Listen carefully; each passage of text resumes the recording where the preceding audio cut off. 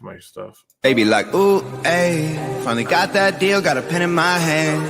Ooh, ayy, like how you tryna buy who the hell I am? You can keep your cash, I'm not that broke. I won't sign no contracts, I do me. Y'all are canceled, stealing people's dreams, how can you sleep? It's all rap hoes, throwing cash in Lambos. I'm independent till I'm dead, I quit the music industry. Oh, what's going on? Have people probably seen us? And then I'm sure. I do it every time. Yeah, it's fine. That's fine. Yeah, it was a fun time. So how's your day going? My day's going good. It was cold here again today and snowy. But other than that, it's day. Cold. It's cold here. I don't know how cold it is. It'll probably warm to you. Let's see. Well, that one guy that lives near you guys, I can't remember. His name is Jim. He sent me a text today and said, it's kind of cold here. It was 7 degrees. I'm like, we're 5. Yeah, we're 5. I don't notice it after a certain degree under. It's just like, hey, what's up, man? How you doing? Adam's house. I don't notice it cold after a certain degree. I'm like, it is what it is. You know. Yeah. Yeah, like I don't know what degree that is. 5 degrees is cold. Usually people could tell because I just got another hat. I wear a stocking hat when it's cold outside because I shave my head.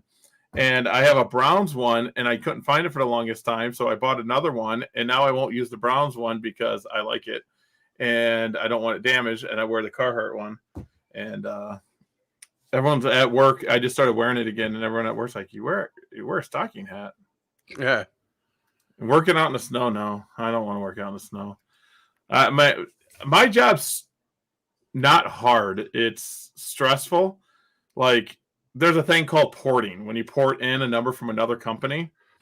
And if the other company isn't up to date, they're not a top rate. You know, it's not AT&T or Verizon. Everyone else is second rate or third rate or fourth rate. It can be a problem porting in. And I got to sit on the phone for hours trying to get this number from this company so we can just turn on someone's service. It's a pain in the butt.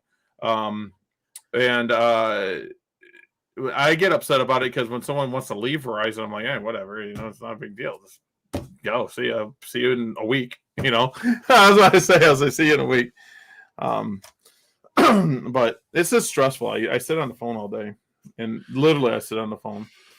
My daughter-in-law used to manage a Verizon store. It's fun. It matters what Verizon stores you work for because Verizon has corporate stores, which are Verizon, and there's not many of them in America anymore. There's one in Wisconsin. It's in Green Bay actually, and then there's lots of other smaller companies that are Verizon. Like I work for a Victra. Victra's the largest Verizon retailer, and then there's another one called Teams, and then there's one like USA Cellular. There's tons of other little ones. Mm-hmm. And the pay structures are different. When I was looking to leave the AT&T side, I was looking for pay structure and where I didn't care about my personal guaranteed salary. I was looking for commissions, and the commissions at Victor are just insane. You get paid on everything. I mean, if you look at a customer and say hi, they pay you. Yeah. Yeah, I didn't. I don't know. I don't know if it was a corporate store or a privately owned store or anything. I don't know nothing about it, but Adam says he's been working out in the snow all day. He's working on a deck. No, I can't work. I wouldn't work on a deck. I would no, I couldn't do it. No, I would.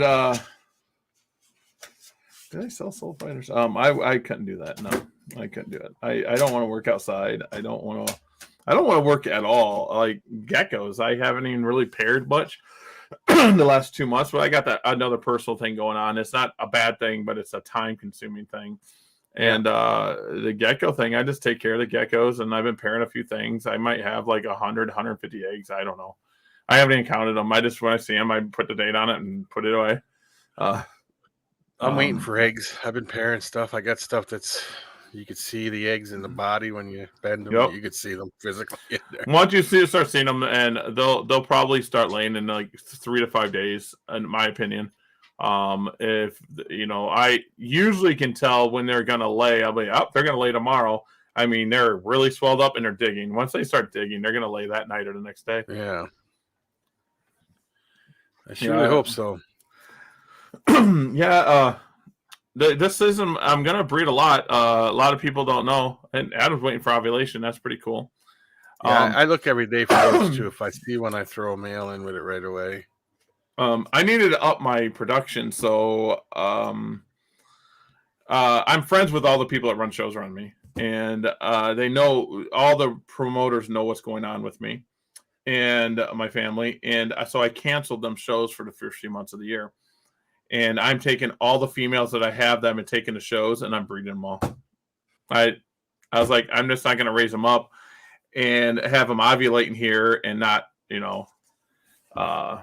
not produce. So I think I got like 20 more blood females now. I got males I'm not going to use. I'm going to be selling males. I'll be listing males. Well, that's good. So males are always big. Because like I said, that blood guy, he just wasn't ready yet. I'm hoping, I'm sure he'll be ready by the time these next bunch of females I got that are coming up in size are ready. He'll be ready then. Yep. But as of when these first ones started going, he was just like didn't even look at him. Yeah, I mean, sometimes it happens. He's only like 6 to 8 months old. So yeah, he's a young guy yet. So I got his brother. His brother's sitting here. Then I got one of his like brothers like in another clutch. Mm-hmm. I sold its sibling to who did I sell that to? Shane. Oh, Shane's son of the Sewerfest. I sold a blood tremper, which is insane. It was an insane one. I gave him a deal because I mean he's getting into geckos and it's Shane's son, Yeah. And and he puts it. Look, see, always have a backup, and this makes a point. Yeah. I mean, I got my founding blood male that is like my last two now. He's what, 8, 9 years old. Mm-hmm. So he's like my fallback. He'll breed my finger. He don't care.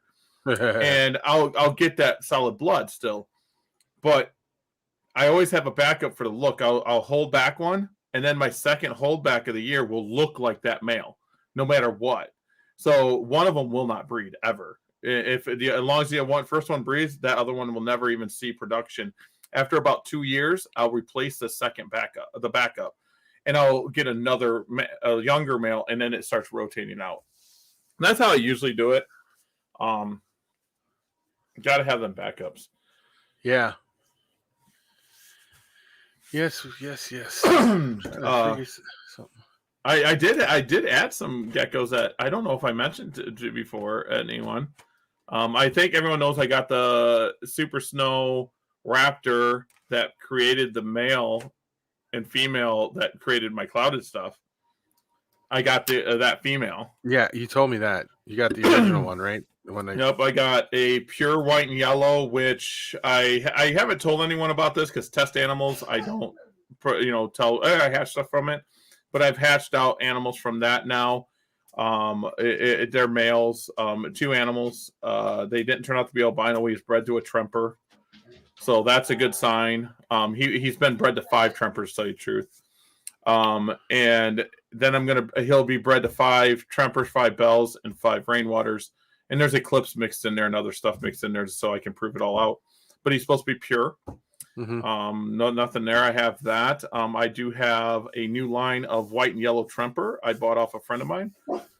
It's a gem snow, so I actually will have gem snow and tremper stuff now. What's up, Moon? Moon is in the house. How are you doing? And I got a bold stripe, and I got firebold now. Well, the firebold is from Heidi, so I won't have firebold because I don't have another firebold to breed to it. So I'll be working with the firebold line and mixing it into something. I haven't figured out what I'm going to do with her yet. Did you see some of that stuff that Heidi got? That mm-hmm. That was insane the other day. I was like, what the? Heidi is a really good breeder. I love Heidi to death.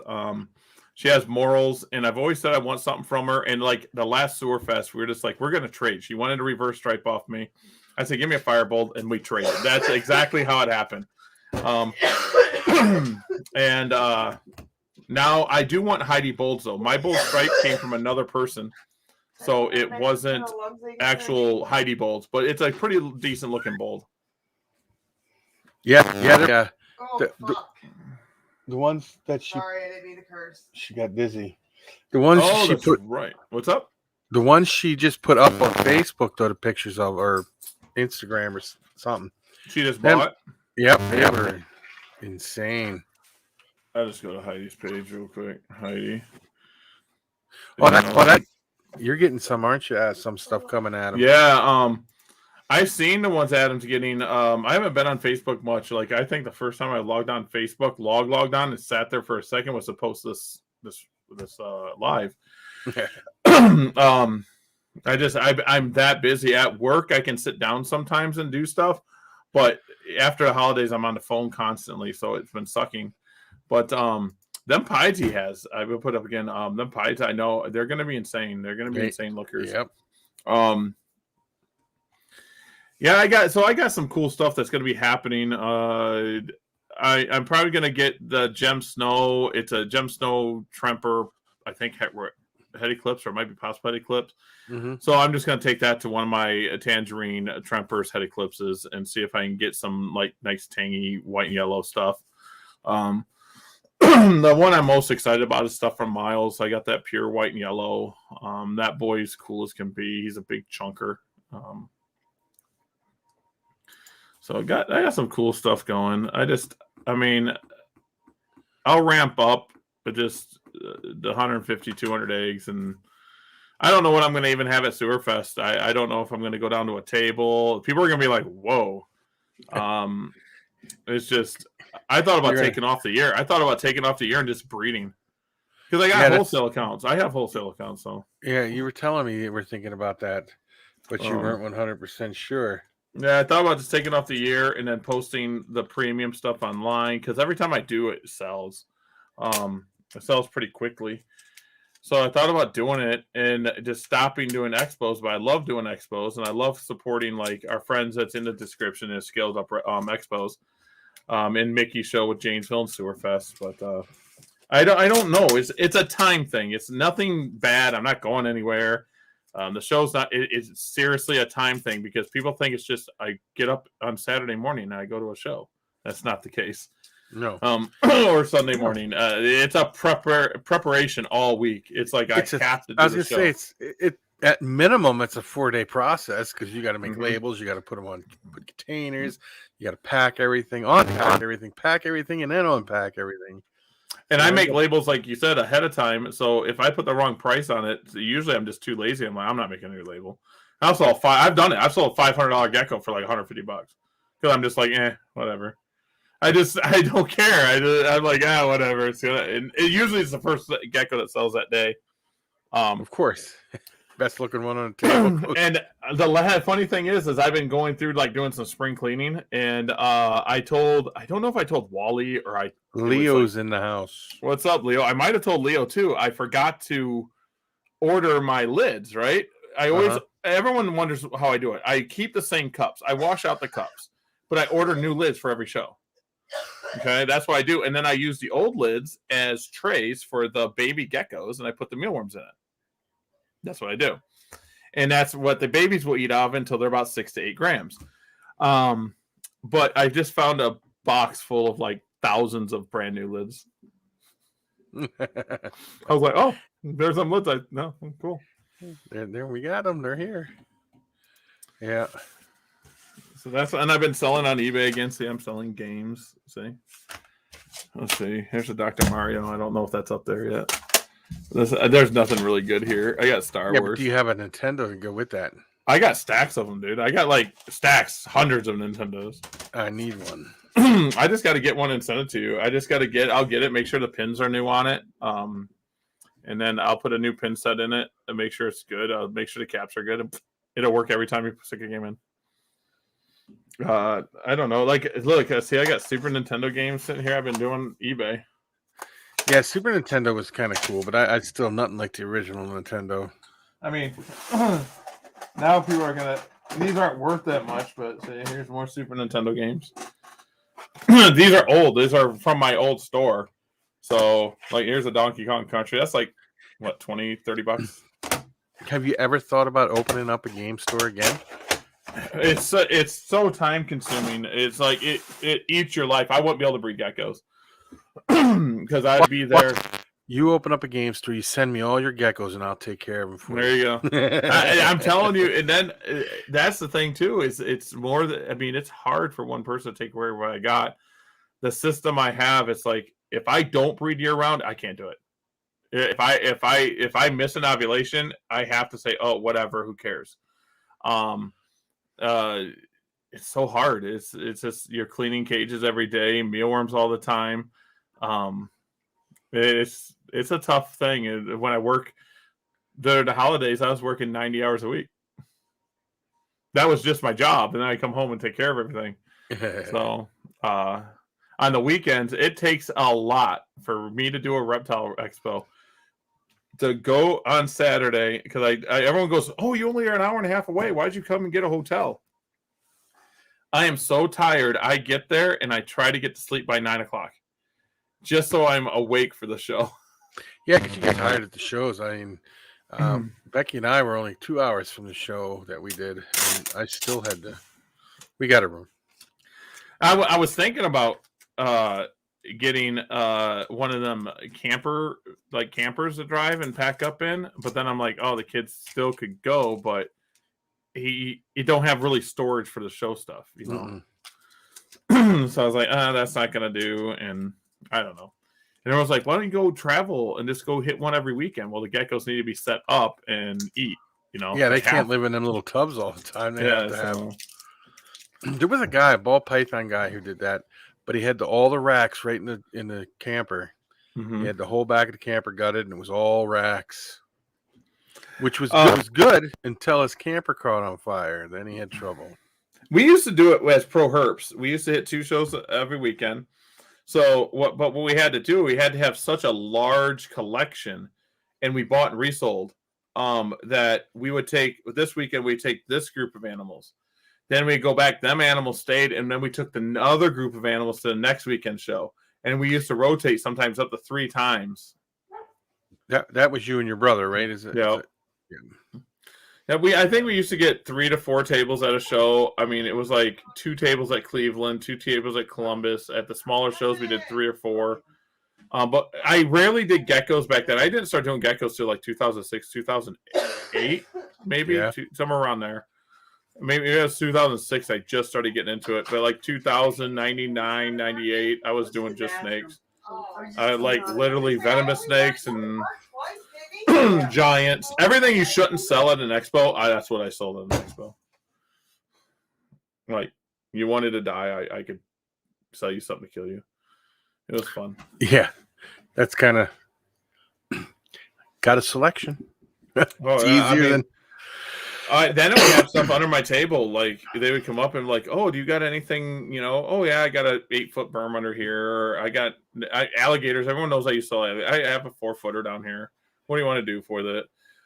At the venomous shows, I would go haywire, but I wouldn't sell venomous snakes. I brought venomous snakes to go on the venomous side because that's where all the traffic was.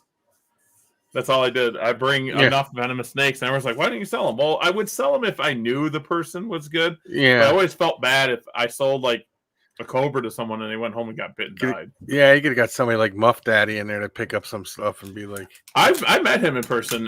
He lived in PA. I don't know what he is now. And I used to do the Hamburg show a lot, and he always begged to buy something off me. But Al sold him or gave him a gaboon viper. No, I don't think it was a gaboon. I think it was a cottonmouth. I think it was. Maybe it's cottonmouth. He got it though somewhere along. Yeah, he got a gaboon. He called me when he got the gaboon, and he couldn't get it out of the bucket.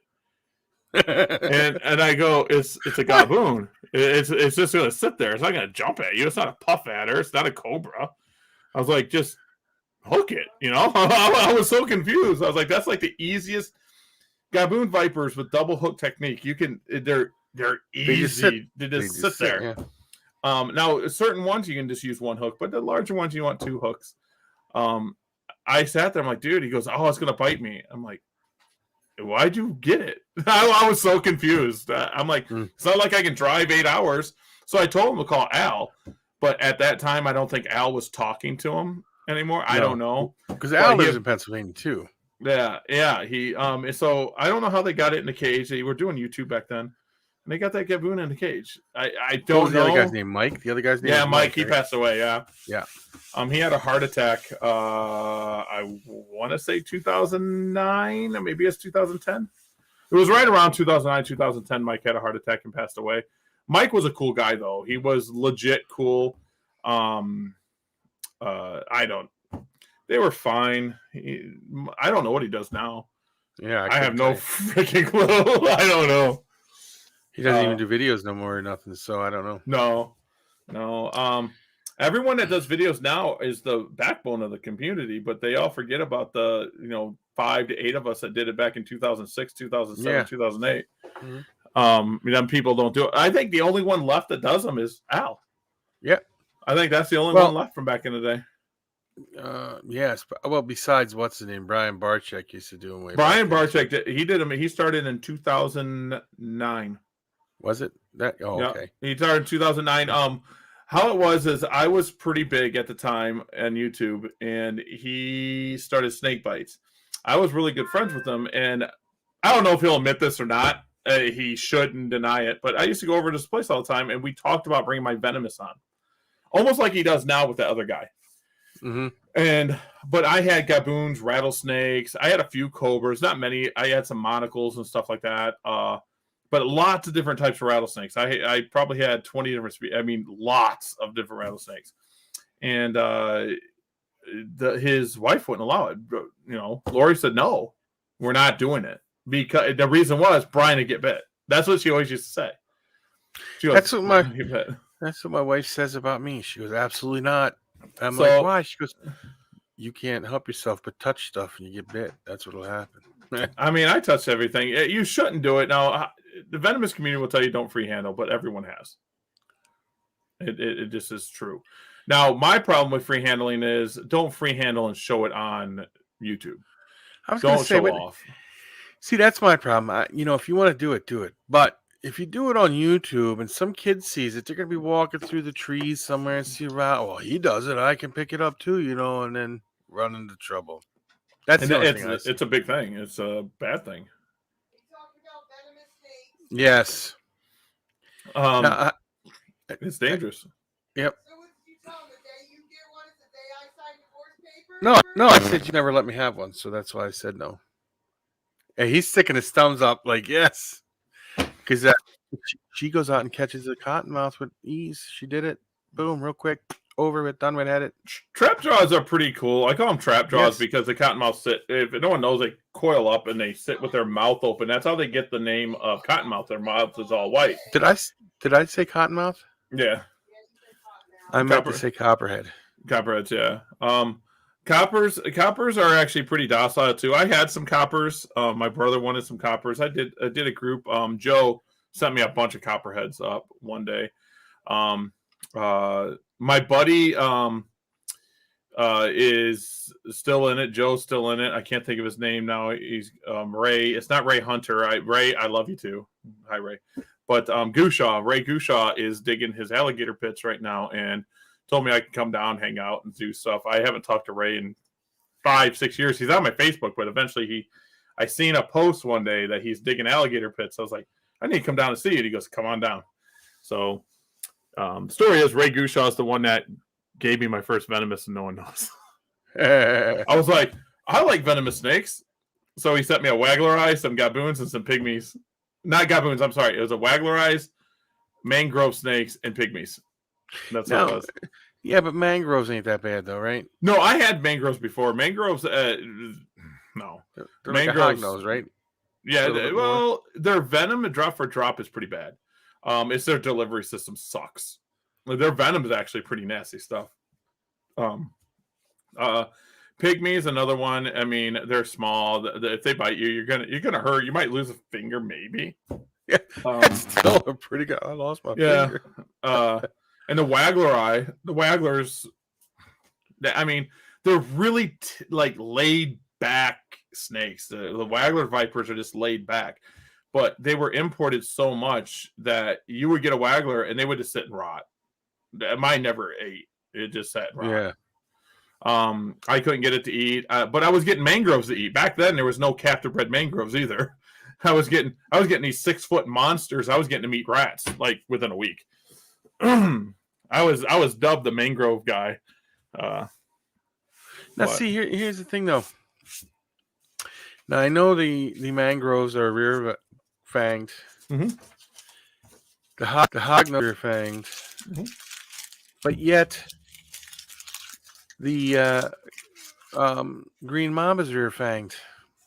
No, green mambas are front-fixed. I thought they were rear-fanged. No, boom slings are rear-fanged. Boom slings. Boom slings are more of a mid-fang, though. I meant like to say boom slings. Yeah, it's under the eye on their jaw. If you ever, I have a picture somewhere. It's under the eye. They're known to grow 2 or 3 teeth, but they're a groove tooth, so the venom like slides down their tooth. Okay. But their boom sling will mess up your day. I meant to say boom slang is what I meant to say, because that's what I was thinking. Yeah, but the boom slang will mess up your day fast if it bit you, compared to if the other ones were to get you. Yeah, boom sling, you probably live. I mean, I shouldn't say boom slings haven't killed too many people, but you should live 2 days, 3 days. You'll start bleeding. 2 days, 3 days. Yeah, but you'll start bleeding out of your eyes. Everything, every orifice of your body, you're going to bleed out of. Mm-hmm. I wouldn't want to be bit by a boom sling. There's no way. The AV is very, very, very, very expensive for it. And when I talked about getting boom slings again, I was talking to, it was Al and someone else. And I was like, I'm thinking about getting boom slings, but I want to do it right. I want to get the AV.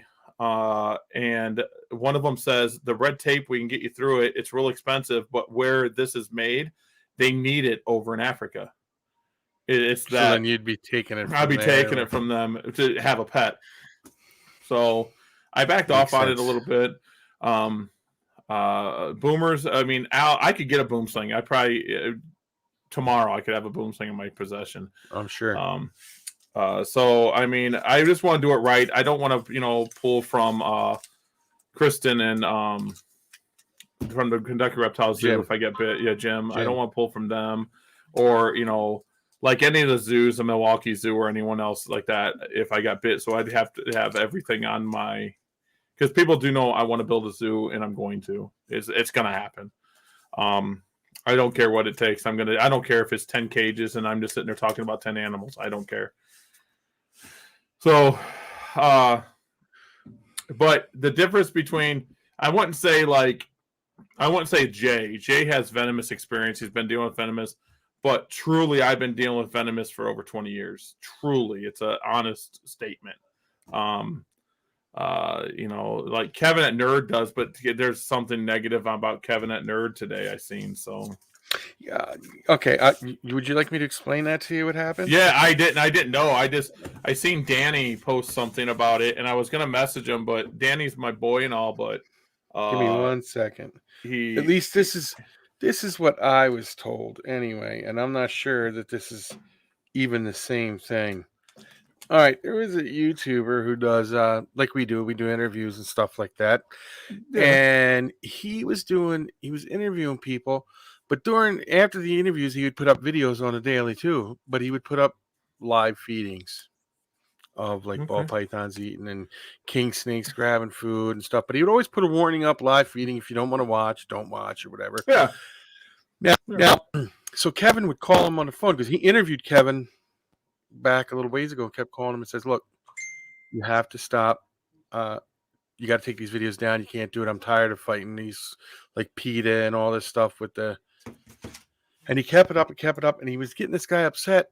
So then the guy was like, finally was like, he was getting ready to take everything down. And the guy's like, wait a minute. No, I'm keeping my channel. Why should I take my stuff down? Right. So then Kevin started calling all his, apparently this is what I was told anyway, Kevin called his sponsors and got his sponsors to pull their ads off his stuff until he takes them down. Power plays.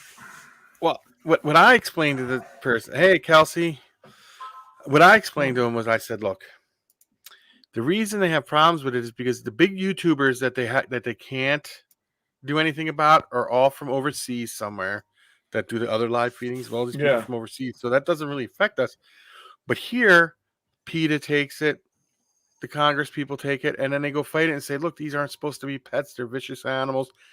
And it would be just one less headache for them to do it. But then I said, people, all of them, and even the bigger YouTubers that are here have to follow the same rules then. Here's my view, and I've been really thinking about a lot of this stuff. I don't know if the way to fight PETA, because PETA's a piece of garbage. Mhm. I love how some of these new YouTubers think PETA's a new thing. The Humane Society of America is different than your Humane Society locally, just to let you know. Humane Society of America is a piece of crap too, let's be honest. And a few other organizations like your local governments want to go against us. But I was taught something by my grandfather. You don't hide something to defend it. Nope. So I feel that if we're hiding live feedings and we're hiding how to keep these animals and not educating, we're keeping education away from these people. So I don't like the videos of hyping live feedings. I don't think there's a reason to show live feedings. I just don't. But there is a reason that we have to feed some animals live. I was having a discussion with Wally about it, and he sat there and said, well, how do you feel about feeding live bugs, live roaches? It's a life. And he's 100% right. So there is the difference is we look at a creepy crawly roach and go, ew, it's who cares? But it's still a life. And a rat is, some people are going, ew, it's just a rat. And then people are going, it's a life. And then rabbits, now we're starting to get into something that people can actually get to. A rabbit, oh, cute and fuzzy. Well, even a little rat pup, people look at it, get the cute face. They're like, oh, no.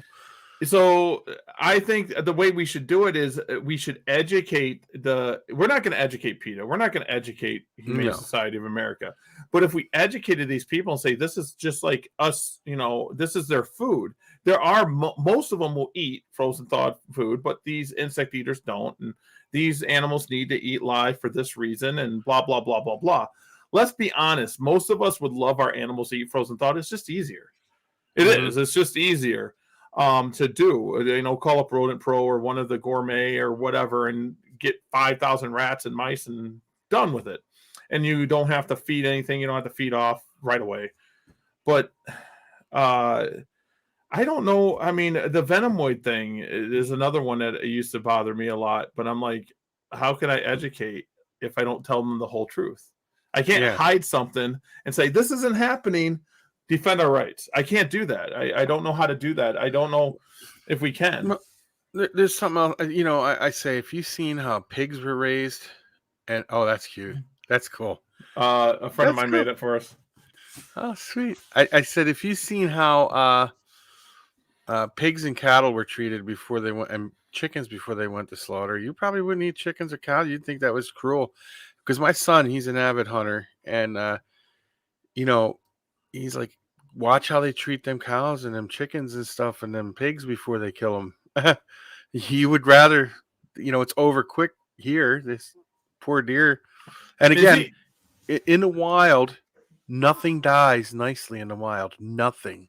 Nope. You either get old, something happens, they starve to death, or they just starve to death because there's no food, or something comes and attacks them and bites half their leg off or something, and then they got to walk around like that until they die. So nothing dies easy in the wild. So that's my whole point. I've been thinking about it. I'm like, I made a post a while back saying I shoot animals with my camera. I had a camera and I don't shoot with guns.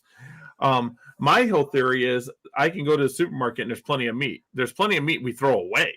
Oh yeah. I mean, we are a wasteful place. I mean, and people are like, it's not America. I'm saying as a whole, we waste.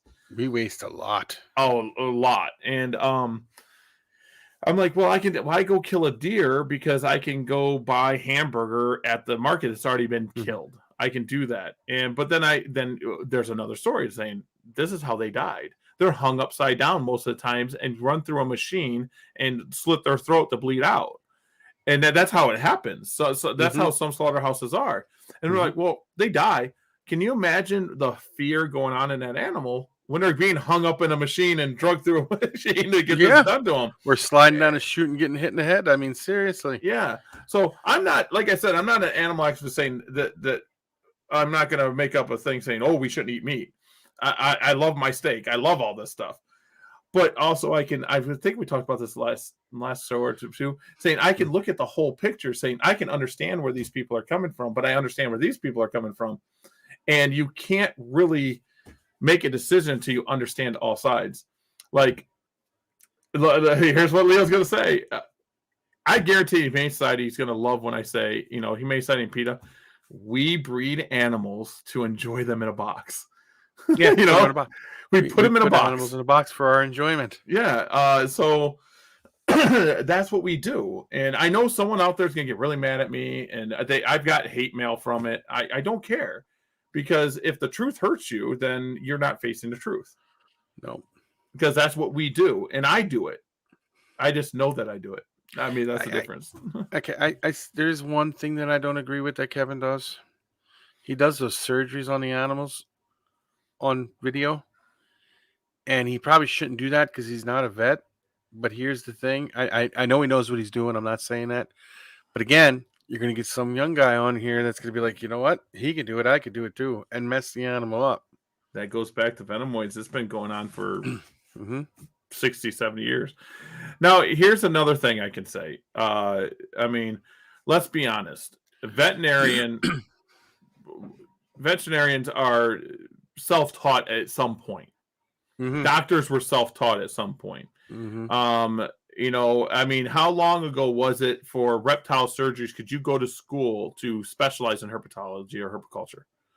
It's fairly new. And let's be honest, when Kevin was growing up, and people, if you want to send me hate mail, send me hate mail. Kevin growing up, there was nothing in college for this. Nope. He didn't have it. Kevin is self-taught. Kevin is smart. Oh, I'm not saying he's not. Yeah, that's not what I'm saying. So yeah, but to put it online, I do get it. But at the same time, I wonder. I'm gonna look how many. If I go to YouTube, no surgery. I gotta look this up. Surgeries on animals. I understand. We all do things for our animals that we know the vet's not going to do or not know how to do, and we do it ourselves, which is fine. And I'm not saying Kevin shouldn't be doing it, but I'm saying he's on a double-edged sword because he's turning around and giving somebody a hard time about live feedings, but then he does that. Yeah, that's what I'm saying. He needs. I think where I understand where he's coming from is that he is saving a life and they're showing a death of a life. I think that's where he's coming from. They're showing a death and he's trying to save a life. Now, I don't agree with it. I don't think, but I just did a search just on surgeries and animals. And now A&E, Animal Planet puts them up. I don't know how many there are, but there's a lot of them just here with a person doing it. It's just all over.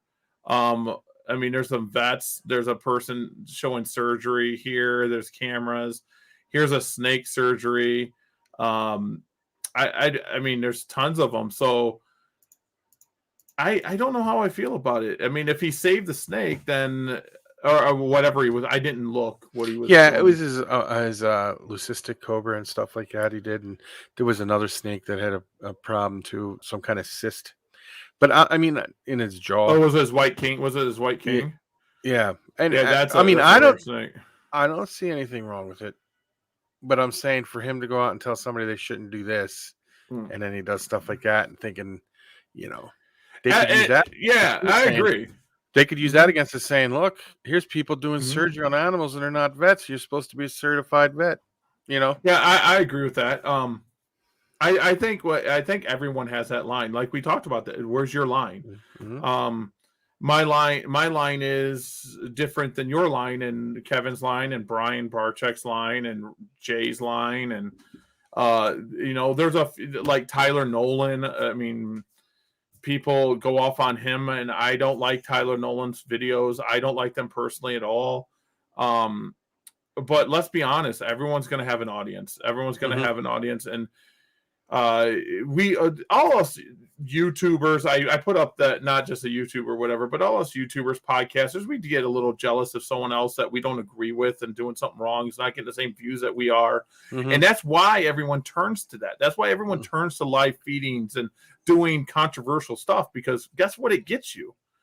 It gets you views. So when we just talk about stuff like this, I mean, I'm seeing the watcher go up and down on how many people are watching. And I mean, if I had, I'm not joking, if I had an animal spread out and I was doing surgery, I guarantee we'd have 1,000 watchers right now. You know, or if I was arguing with somebody, or if I brought, if we brought Frank on here and we were arguing with him, I bet you we would get 2,000 people watching and talking to us. And I agree, Tyler.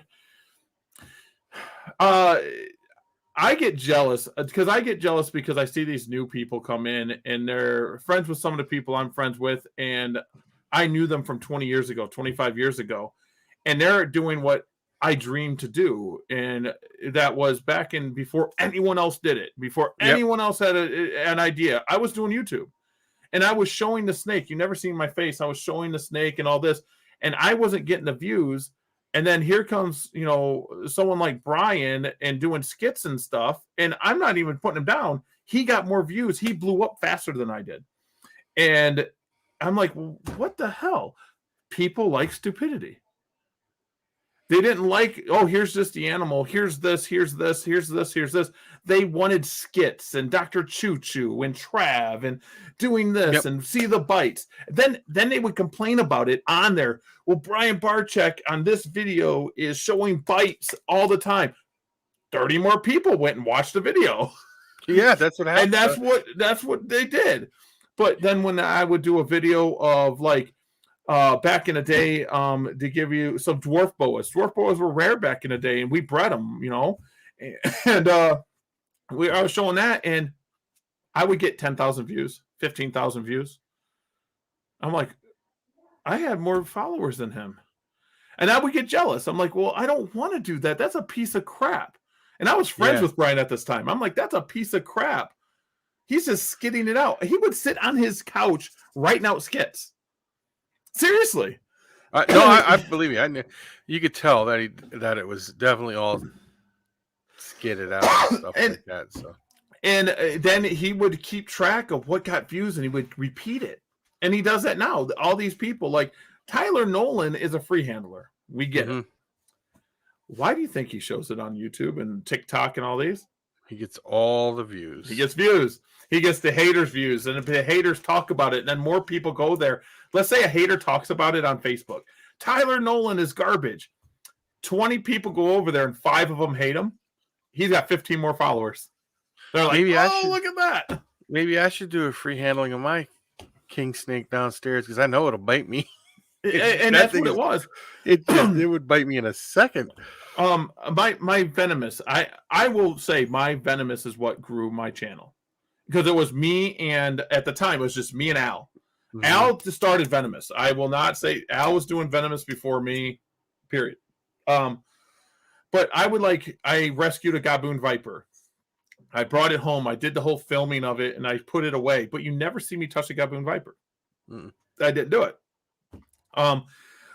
When my boom sling was cruising the room by itself, I never put that on video. So maybe if I did that, maybe I wouldn't be sitting here today, and I'd be YouTube famous, I guess. Yeah. But I do get recognized in the venomous community. I do get recognized at shows, and I like Joe when Joe was on here, the cage maker. Joe, you're gonna hate me, but the first time he came up, he had a story about me meeting me at a Hooters, because we used to go to a Hooters after every show, and I didn't remember. I had no clue. I didn't remember it. Al Viper Keeper's my he's family Al's to me. Cool. He's I guarantee if I was driving through Pennsylvania and I need a place to stay, he would open up his house to me. He's family. He saved my life. Made me not do stupid things. So I want to move out of this area so I can get venomous again, and I want to put it in a building so my kids are safe and stuff. But yeah, I mean, the YouTube thing It says, where's your line? I could get views tomorrow. I could go get my Death Stalkers and hold them in my hand and show people, look at this. This is so cool. Look at the Death Stalker. Oh my God. And I'll get tons of views. I'll get tons of them. Oh my God. Then I'll get people posting on there. Guys, I am telling you right now, people like the hate comments more than they like the good comments. Don't let them. The hate comments are what bring it up. Yep. I mean, the hate comments. Now you got YouTubers deleting hate comments. If they were smart, they'd leave them. Yeah, because people come on and comment on it just to. I thought people come on just to defend the YouTuber that they're watching, saying, "No, you can't say that," and it creates a big thing in their thing. I don't know. I would never delete a hate comment unless it was a person I just can't stand and I know them, and I'll delete the whole person. That'll be about it. I have one of those. I mean, I had haters back then, but YouTube wasn't that big. I mean, I think I was at 400,000 subscribers, and that was a big channel back then. That was like huge. You should have sent them my way, man. I would have liked 4,000. And then I felt bad promoting my stuff on my, like TRR had all these people. I didn't promote YouTube on there too much, and Herp Radio. I didn't cross promote too much. But I always wonder if I was just a jerk and just said screw everybody and did what I wanted to do. Or not even what I wanted to do. If I just did the stupid stuff, if I would have been bigger than what I was. But yeah, I don't know who told me. They said, but you didn't sell out. That's all they said. That says a lot there. So that's why I chose that song. It was during the time I was recording my first 3 podcasts about my life, and I used the song "Sell Out" at the beginning. Yeah. Some people thought I sold out, and you got what was it now? I forgot what I was going to say that quick. Damn. Oh, but Jim and Christy, they got off of social media most of the time because of the people. He got an argument with was it like Discovery Channel or something about something they put on there that was totally wrong. There we go. And it went from there, and people were taking Discovery Channel's side over his. So he says, "You know what? I won't even be on here. You do what you believe what you want to believe." There was a small problem. There was a certain show that certain people were Cottonmouth or something, right? Yeah. That, and we had the same problem. I was offered to be on a show, a show that made it on for 1 season. That's all I'll say. And I turned them down. I could have had money. I could have been a famous. I was made it before the person that was on it. I was offered it. I think I know what you're talking about. Too. Yeah, I don't want the fame. I know this sounds really bad. I want recognition. I don't want the fame. I want recognition saying, hey, this guy did do that. But I mean, I really take it personal when I know the truth about some of these big YouTubers and they're like, I've been in Venomous for 20 years. Dude, I was offered to bring my Venomous over and your wife was saying no. Yeah. You know what I'm saying? I'm like, bro, stop. Now, if he would say, I've been doing Venomous for the last, 12 years or 10 years or 8 years, oh, okay, cool. But now I know what he's going to say. It was Hognose. Come on. Hey, Al sent me some articles of a Hognose snake bite. That boy. Yeah, but there's a difference between a match and a flamethrower.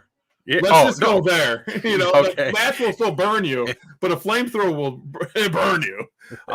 And that's my point. And it would be like me saying that I'm a tortoise expert because I have a few tortoises. I think your wife might be the tortoise. She's a tortoise whisperer. Yeah. So that's and every single YouTuber, every single podcaster, we all have that inside us, and it takes something to bury it. We get jealous and we get upset because we try to do things the best way we know how. And that's why you see that turn. You see that turn where they're like, well, I'm not getting views, but that guy's getting views. I got to follow suit.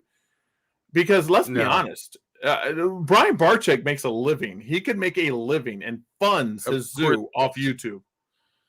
By far. He makes a lot of money. I don't care what I don't know if he admits it or not.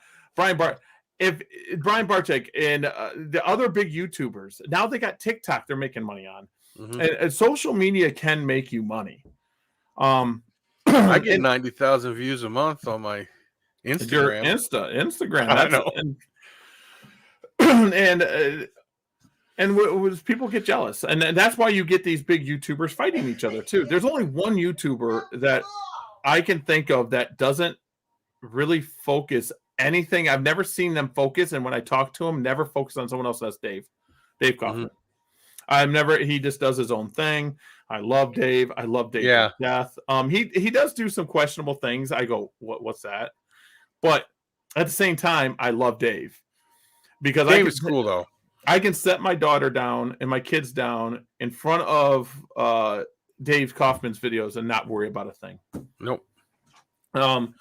Dave is truly doing what I would love to do: travel the world and take pictures and video and just be done. That is, or I want the zoo too, and that's gonna happen. But traveling the world would be cool. My buddy Mike Clarkson is doing it too, so. He's in Uganda right now. Well, you guys like to meet my Bolins for your channel? Would you? Bolins, yeah, Bolins Python. Do you got Bolins? Them are cool. I would like to just start out by doing a United States thing and seeing all this stuff because we got a lot of cool stuff in this country. We do. I'm a Buzztail fan, dude. I love Buzztails. I like cobras and stuff, but I'm more of a viper person. A Buzztails are just it for me. When you get a snake that basically rattles, let you know they're there, so it lets their location known. They're that badass. I'm gonna let you know where I'm at. You come near me, I'm gonna kill you. I love that. Yeah. Mojaves are by far Southern Pacifics and Mojaves are by far my favorite. Yeah, they're cool. They're just prairie rattlesnake. The ones we got around here, which prairie rattlesnakes, they kind of got they got a pretty good tough temperament compared to some of the other ones. Prairies are cool snakes. I like prairies. Southern Pacifics I like, and the Mojaves just because their venom's a little different than your larger species like your western and eastern. Yeah. Well, it's got a neurotoxin in it. Mm-hmm. It's a little more potent. I used to have Western Mojave crosses. Someone interbred them. I used to have them. Wow. Yep. Makes you wonder if they're evolving into being a more neurotoxic type of animal compared to, Dr. Brian Fry. Not many people like Dr. Brian Fry. Brian is a really good friend of mine. That's my boy. I've known him for forever. So he's the one that had the papers come out that saying monitors are venomous, and he has a paper on the evolution of venom. Pygmies have a special place in my heart. Not many people know. They're not a true rattlesnake though, pygmy. No, aren't they? They're not in the same class. They're not a crow. But pygmies are cool because they're the first ones I got. Joe sent me up. It might have been Ray. Sent me a bunch of pygmy rattlesnakes. And I had baby pygmy rattlesnakes.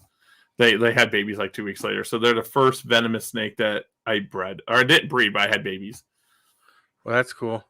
Stripes are cool too. The blue and yellow phase, the trims. Oh, geez. Trims are awesome.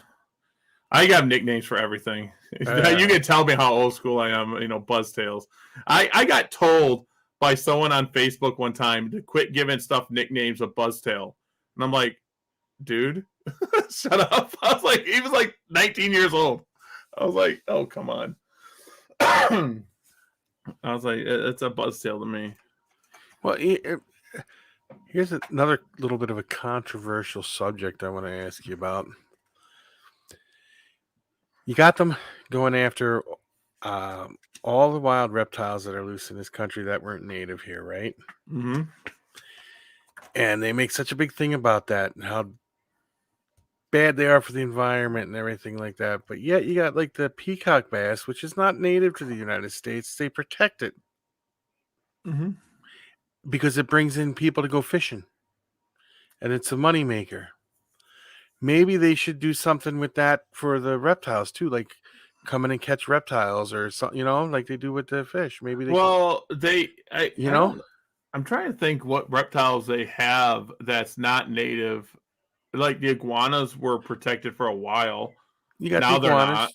You got the Burmese pythons. You got some No. African rock pythons out there. You got um, Nile monitors out that are loose. You got the tegus that are all loose. No. I So mean, why ain't they? I couldn't tell you why they do that. It's the stupidest thing other than money. It's just money.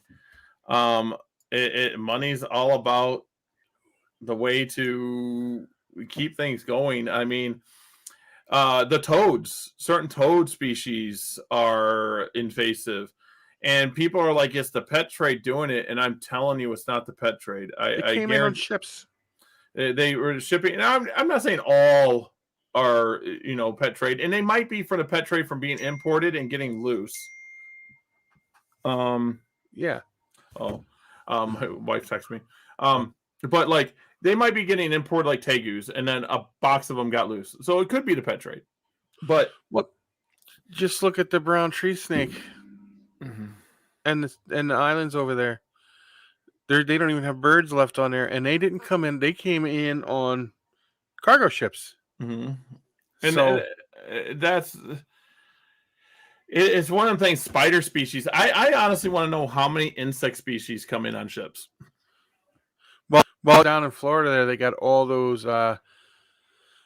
tarantulas have communities. They have spots that are communities on there. Thank you, lady. You could share it.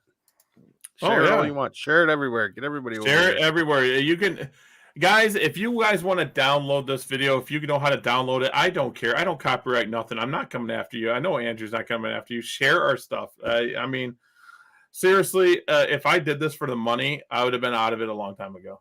I mean, seriously. Same here. That's why I already waved to you, lady, because he put it up there, and I was like, "Hey, hey." We were going to switch to another provider. I forget the name of it, but I couldn't have guests on. I couldn't do that. And that's the problem. Yeah, that was StreamYard or something like that. I don't remember. Streamlabs. Yeah. So, that's what it is. StreamYards. Why do every single time I have a little fruit fly that wants to fly near me? So I got to check my dubias. Yeah, I have the same problem every once in a while. I hate the little fruit fly. So I know it's coming from the dubias, because I didn't feed and clean them yesterday and go through them. So I got to do that. But things are just whacked. I mean, everyone wants the money. I don't do this for money. I was trying to. I'll tell you, if you do it and you're passionate enough about it, sooner or later, maybe if you're lucky enough, it'll come along with it. Oh yeah, I have hissers. Whitehorns, which is a hisser. Let's see. I got pepper. What were the big you're talking about? The peppers and whitehorns. Whitehorns and peppers. Then what else do I got in there? I got peanut beetles, which I don't know what I'm doing with. I don't either. I got so many peanut beetles. I had 3 cultures of peanut beetles, and I must have 10 million peanut beetles. I lost my question marks. My question mark crashed. Do you have any idea what caused that? I think I let it get too dry because I kept them on the top shelf, and it just got too busy, and I got up there 2 weeks later, and they were dead. It was my fault. The shadows are good still. I forget the name of the other one. I got like 16 species. Madagascar. I've got Madagascar. Madagascars are fun. I have them too. Try to get. Someone is blowing you up over there. Yeah, a lot of getting blown up, but we good. I got Madagascars and Halloweens. I tend to see, even though I think the Halloweens and Madagascar are the same species, or they mix together, and I got to get Paul on here one day. I think they're the same species, except one is like a color change phase. That's all. Yeah, it is, if I can remember correctly. Halloweens breed faster to me, and I was told that Whitehorns don't breed that fast, but they're breeding faster than my regular Madagascars. So that's what I'm breeding them for. I'm sure once I get thousands of Whitehorns and hissers and get into thousands, I will give my Niles and my larger stuff treats. But my male, I have, because I started with 2 Whitehorns, 2. And I think I posted a TikTok saying I got babies. There were like 9 babies in there. I was all excited. I didn't notice anything. I put a little food in there for them. Well, one day I opened it up and I found out there's like 60. And well, they're about like that big now, and they had babies again. So I'm starting that colony pretty good. But my adult male still comes out. I can actually just rub it and he'll come out and see me. He's not cool. scared of nothing. He's awesome. That is cool. Hissers, roaches are fun. And then I got to figure out what's going on with my dubias, because some of my colonies are losing males. Like they're not as many males. There's tons of females. I know, good problem. I know. So I'm gonna have to, because I marked the colonies where I got them. I keep them all. I got 2 colonies that came from Wally, and then I got 2 colonies that came from someone local here, and I got 2 colonies from a person in Janesville. Then I got 3 colonies from another friend that goes to all the shows with me. And so I'm going to start mixing up males. Yeah, you wonder if the inbreeding is causing issues. I often wondered that myself. If you don't separate them out and divide them up, and take so many switch them from tub to tub a little bit, or even start whole new colonies with other ones. And ready for this? I've done the experiment where dry food and not feeding dry food, and I get same production. Oh, I feed dry food to one, and then I just feed them 2 to 3 times a week greens, and the other one I feed every day. I literally just throw in whatever in there. Yeah, there's one. I do not have mods. We're gonna make Adam a mod. I just have not done it yet. I'm one. Oh, there you go. Yeah, GA. Yeah. So, I am. I got to get this set up. It's just like I've been telling people, it's a time thing. I got to get things going, and especially with the holidays that came past, we had to. It got pretty busy. Now it's slowing down for me. I got to get the geckos breeding more. I mean, I should be at like 600 eggs. I think I don't even know what I'm at. I honestly don't know. I don't know. I can't even say a number and then it'll be off. I say 150, probably 250 in there. I've already hatched. Eggs already out, or eggs in egg boxes? I got eggs in the boxes and already hatched babies, but they're all test animals, so they're just gonna be pets. They're gonna be wholesale animals. Like the white, I want to keep them because some of them can turn out to be good to sell. Because if I keep them all year, like the white and yellow, I'm breeding them to Tremper, to Bell, to Eclipse stuff, and Rainwater. If he proves out to be nothing, I can save all them animals and sell them. Mm-hmm. So all the white and yellows I produce, I can do white and yellow head Trempers, white and yellow head Bells, and all this. And I took him to 1 Macularis already. So if he proves out nothing, I'll have pure white and yellows that I'll have too. And I did that for a friend that's asking for him. Now, I can answer anything. Yeah, that one I have that I sent you a picture of, the Max Snow. That's, I don't know. I hope that turns out to be white and yellow, but you weren't sure yet. White and yellows is sometimes white and yellow can hide, and that's where they get low expression. It's either white and yellow or it's not. Now the low expression can give you high expression ones. The reason that white and yellow is an ugly morph, and we can answer anything you want. Yeah.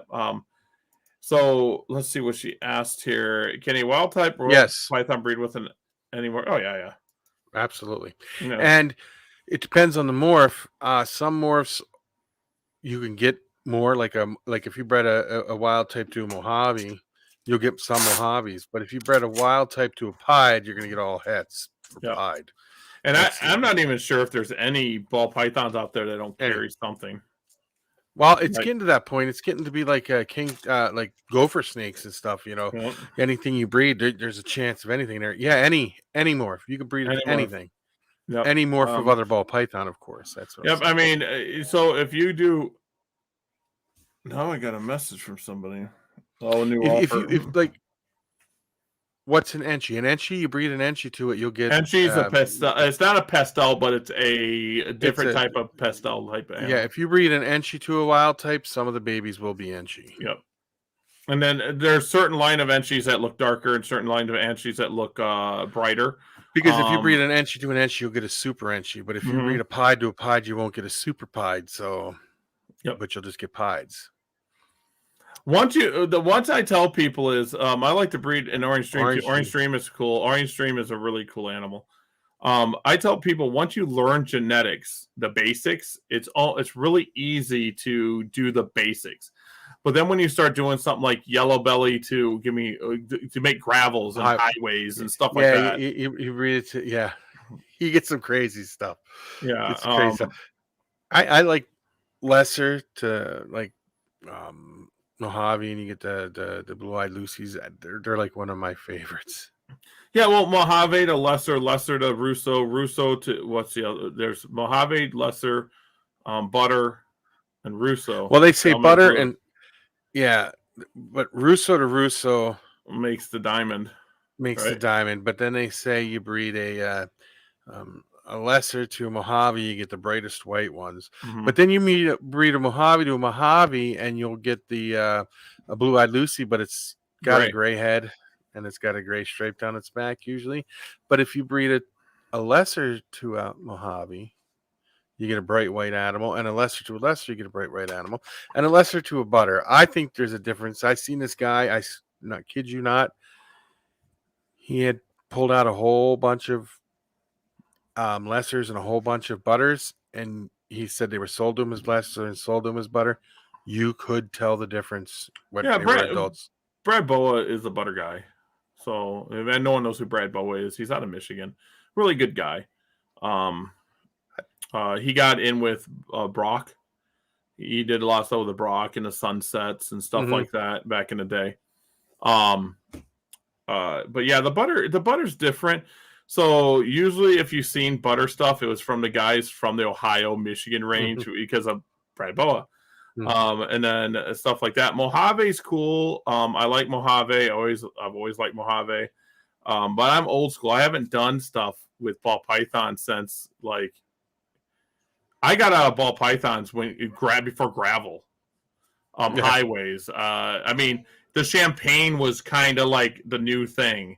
That's how long ago this was. Ball pythons don't do it for me because everyone has them and everyone's like, well, you breed leopard geckos. Well, yeah, but leopard geckos go more of a roller coaster than ball pythons. Ball pythons, people just think they can get rich. I think that's why people get into ball python. I think so too. But I like anything like that. I like the white stuff. I like pied. I like night. You have a good night. 3 a.m. You. That's like the calico and sugar, right? The banana and coral. Yes, but the banana and coral I think are different, but the sugar and the sugar and calico are different. The butter, the banana, and the coral glow are the same thing. You can definitely see a difference between a sugar and a calico. There's a definite total. You could look at that and be like, "Whoa!" My daughter has, and someone's going to be like, "Oh my god, it's a pet." I traded like a $500 gecko or $400 gecko for it or something like that. It got a spider in it. It's got sugar in it. It's spider, sugar, albino, banana. It's like got 5 or 6 genes in it, and it's never going to breed. I don't care.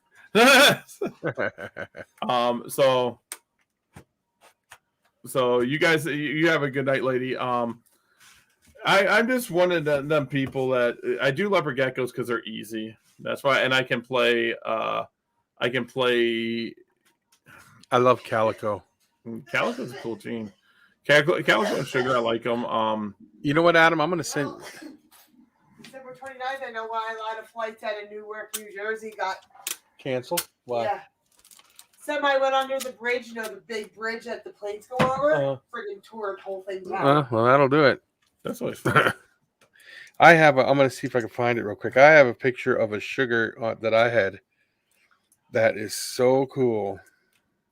Did you make toast? Okay.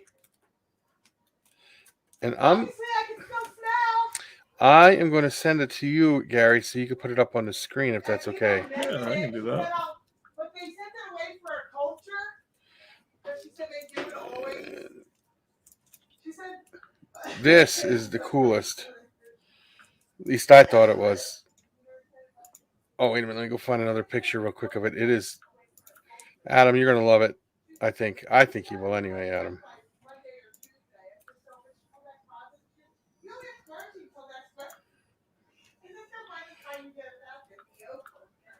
Because there is a definite difference in the sugar, but I'm going to send it to you right now, Gary, if that's okay. Cool. I'm here. Let me Well, see I'm here. kind of there. And this is exactly what it looked like. There's no photo editing or anything on this animal. Just different colored backgrounds. There we go. It's sugar. Yep. Oh, I got it. I got that. There we go. Let's do. What am I doing here? There we go. Nope. My mom got it today. Then the other one's the same animal. The other picture I sent you, it's just a different lighting. Lighting does a lot. A lot of people don't know that. Lighting can make an animal look a lot different. I like sunlight though. I like natural sunlight. Yeah. And you know what? I'm going to ask you something, Adam. I'm going to show you a picture here. And Gary, I'm going to ask you the same question. I want your guys' opinion on. I'm going to send you the picture first. Let me get the picture. Make sure I got it. It's still right here in the top.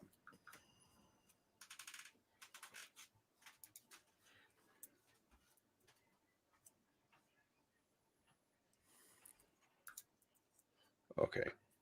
Now, they talk about how amazing animals are, right? With even like this here, sperm retention in ball pythons. Now, this is all from one clutch. Oh, wait to that. No, this is all from one clutch. I'll get that picture up there. I hatched these out, so There we go. no, there is no Enchi in that. No Enchi in that. Okay. Now this was a Mojave to a Black Magic. Now what's the oddball in there? I don't know what it is. That's a banana. Because an Enchi, not an Enchi, but this is a Black Magic to Mojave. So everything's like Mojave and everything like that. Then you got the Blue-Eyed Lucy in there, but then you got that banana right on the top there. That female wasn't bred to a banana for 2 years. That's different. Uh-huh. That's different. What? Yeah, that could be what it is. Yeah, you guys do know that Pro Herbs has the first albino banana in the world, right? No, I did not. We hatched the first banana albinos. Well, I remember when bananas first came out and they were $25,000. I was like, what? Not $25,000. They went 6 figures. That's behind the scenes. Oh, behind the scenes. That's before they really hit the market, though. Will and Doug, that banana clown. Whoo. When I held that banana clown and at Doug's, and I'm like, this is a pretty cool snake. He goes, pretty cool. Do you know how much this is? I'm like, it's a ball python. That's what I said. That's a ball python. Like, you should say clover food. And because Doug Matuzak, people should know Bo's basement. You know, Doug and Will. Gosh dang it. I can't think of Will's name, but the guy that did the banana. He partnered with Will or with Doug a lot, and Doug did a lot of boas at the time. I mean, he probably still does. But if you don't know Doug is legally blind.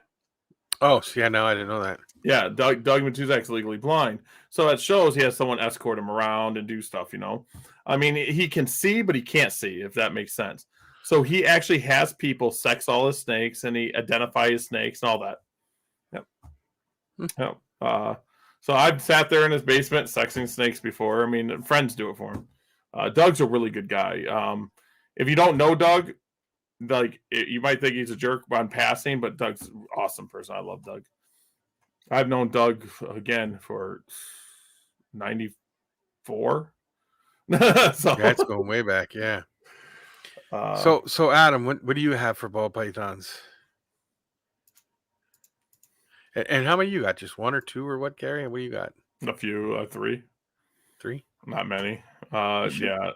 You should breed them just for the fun of it. Just do it and get, I know you're like, but it's fun, no. Man. It really is. I think it is. I'll do something rare, like, I don't know. I'll do something that's not seen as much. I'll do Burmese pythons. Now, see, there's something. Get the calico, not the calico, but the pied berm. That would be. I can't even find a normal berm anymore. No, they got to be pearl or something like that. Hypo or. Do you know how hard it is to breed retics and Burmese pythons to get all this stuff? Look at Jay. Jay just has. I mean, I don't know if Jay's rich anymore. I don't know. But do you know how much space it takes to breed these animals? You know how much food it takes to feed everything Jay has? I couldn't. There's no way. Because we had. Look at Bob Clark. Produces thousands. And there's a guy. I mean, I like Bob. I've known Bob for a long time, since way back in the 80s. But he does this, and look at all the animals he produces, and he has to, all the food he has to put out. I mean, don't get me wrong, some of his stuff he buys from people just to put in his place to put up on to sell, but most of it, 90% of it, he breeds. Most 90%. Everyone flips. Everyone. Yeah. Oh, I know. Ready for this? I don't flip leopard geckos. I won't. No. But I can't even say that. I'll sell pet geckos for other people. Like if I buy a gecko off someone, it turns into a pet gecko. If I sell it, like someone come up, you want to buy this gecko to sell? No. But now I will buy other snakes. Like I will buy like how do I put it? I had a pinstripe offered to me for a trade-in, and this I'll just put it up for sale. Let's see what else. Crescent geckos once in a while because there'll be high-end ones, and I don't produce high-end crescent geckos, so stuff like that. I thought about buying someone's crested, or not crested, but gargoyles out just to have babies. I was like, let's just buy your baby so I have gargoyles. You should have, and then you could, I could have grabbed a mail from you. I bought a mail from you because they were nicer than my gargoyles. Mine are all they say average looking because they're gray. They're the gray ones. I'm like, that's what the ones I like. So leave me alone. I don't know. I don't see nothing wrong with that either. I definitely need to get a mail going because this is crazy. Do you know the one thing I hate about crested and gargoyles and stuff? They take more care than a leopard gecko. Yeah, because you have to water them a lot. You have to. They eat different. You got to constantly change your food of the leopard geckos. I'm going to feed them all, take them out, gut load the stuff, throw carrots and stuff in there with the mealworms. Go next day. Oh, the mealworms are ate. They ate all the stuff. Just grab mealworms. Done. No, with the gargoyles, I got to mix up the stuff. Oh no, they're going to eat mealworms today, and I'm like, I hate it. It's more of a process. I haven't not knocked it down yet. No, but I enjoy the gargoyle geckos for sure. I like them because and the crested geckos because they're just. Well, the heat thing is one thing. There's no heat required other than the room temperature. Yep, that's always nice. That's why I like the New Caledonia stuff, all of it. Although you found a solution for that with your cave geckos.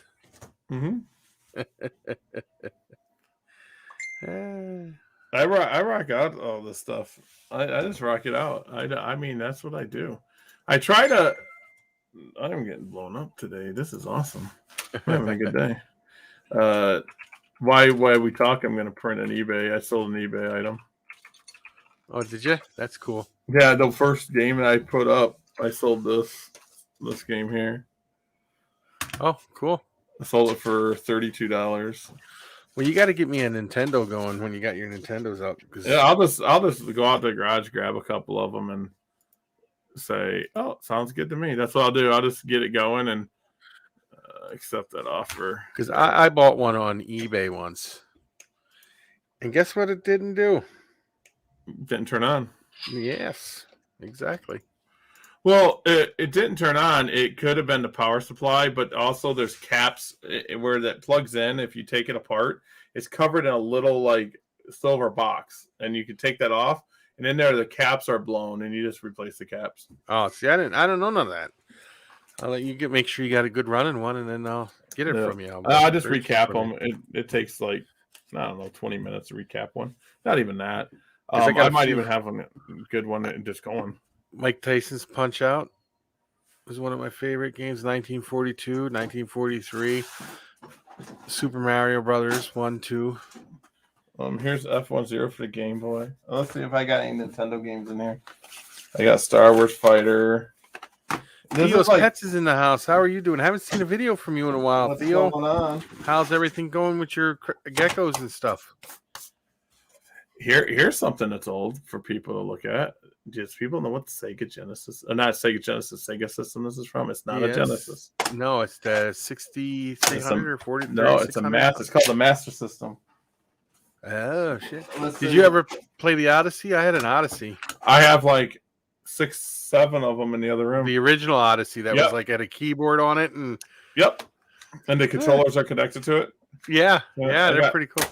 I got to clean these games off, but you can see that they used to be in my store. Say 99 cents. It's just a Game Gear game. But now I grab these and I'm trying to sell as much as I can. Let's see what I got here.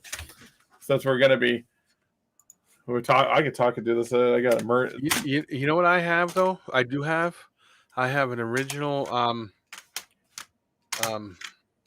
Sony PlayStation, the original ones. Yeah, I got like them. I have stacks. Like when I was in it, PlayStation 3, and it was going to PlayStation 4 when I owned my shops. So a lot of people traded me and sold me PS1s because GameStop wouldn't take them. But I would give $10 for them. If you gave me a controller, the power cord, and it worked, I give you $10. I sold them for $29.99. Yeah. Theo, I've been doing pretty good. And I'm sorry you had some equipment problems. I hope everything is taken care of. But yeah, I've been doing pretty good. I got half of the stuff for my incubator today. Aren't you gonna make that that monster? Didn't you have like a refrigerator? Yeah, that's what I got. Cool. I got half the stuff for it today. I was gonna say that's gonna be a cool incubator. You should get it's already lit. It's already got well, it's got what's name lights in it, but Becky said she liked LED lights. She wanted to, thought maybe a strip of LED lights in there would be cool looking. Yeah, I want to get a monster fridge, and then I want to take it out the above and get Orner Exotics that like this with the light going through it. Yeah, this ain't like that though. This doesn't have the thing on it. It's just a regular. It's like a regular cooler. Yeah, but it works. They work great. Oh yeah, and it. So what we want to do is put LED lights in it. It's got fluorescent lights in it, but I don't know if I want to do the fluorescent lights. The fluorescent lights, I would do LEDs. That's what we want to do. LEDs. It would last longer. Yeah, you could buy a strip of LEDs on Amazon for $30. Never burn out. Yeah, I was gonna say you'll never have to change them. It'd be perfect. I like green, so that's probably what color it would be. Green. That's what I would do. Make it cool. Becky likes green, so it'd probably be green. Yeah, Theo, I got on my YouTube page of DEA Exotics. There's a video on there. What did Becky buy now? And you could see the refrigerator she got it for $5. That's a deal. You don't find that deal. That was a deal. They didn't call you back up to work? They all left. No, they just did. So. No, Jeff's still up there. His car's No, I know. All the games and stuff. They all just left. All them right, people. told him if you wanted me to come help, call me right like 5 minutes before the game's over, and I'll come over and help. All right. Yeah, it's pretty cool stuff. Because I'm the best. Yeah. Boop. Oh, fuck. I'm multitasking. I'm sorry, guys.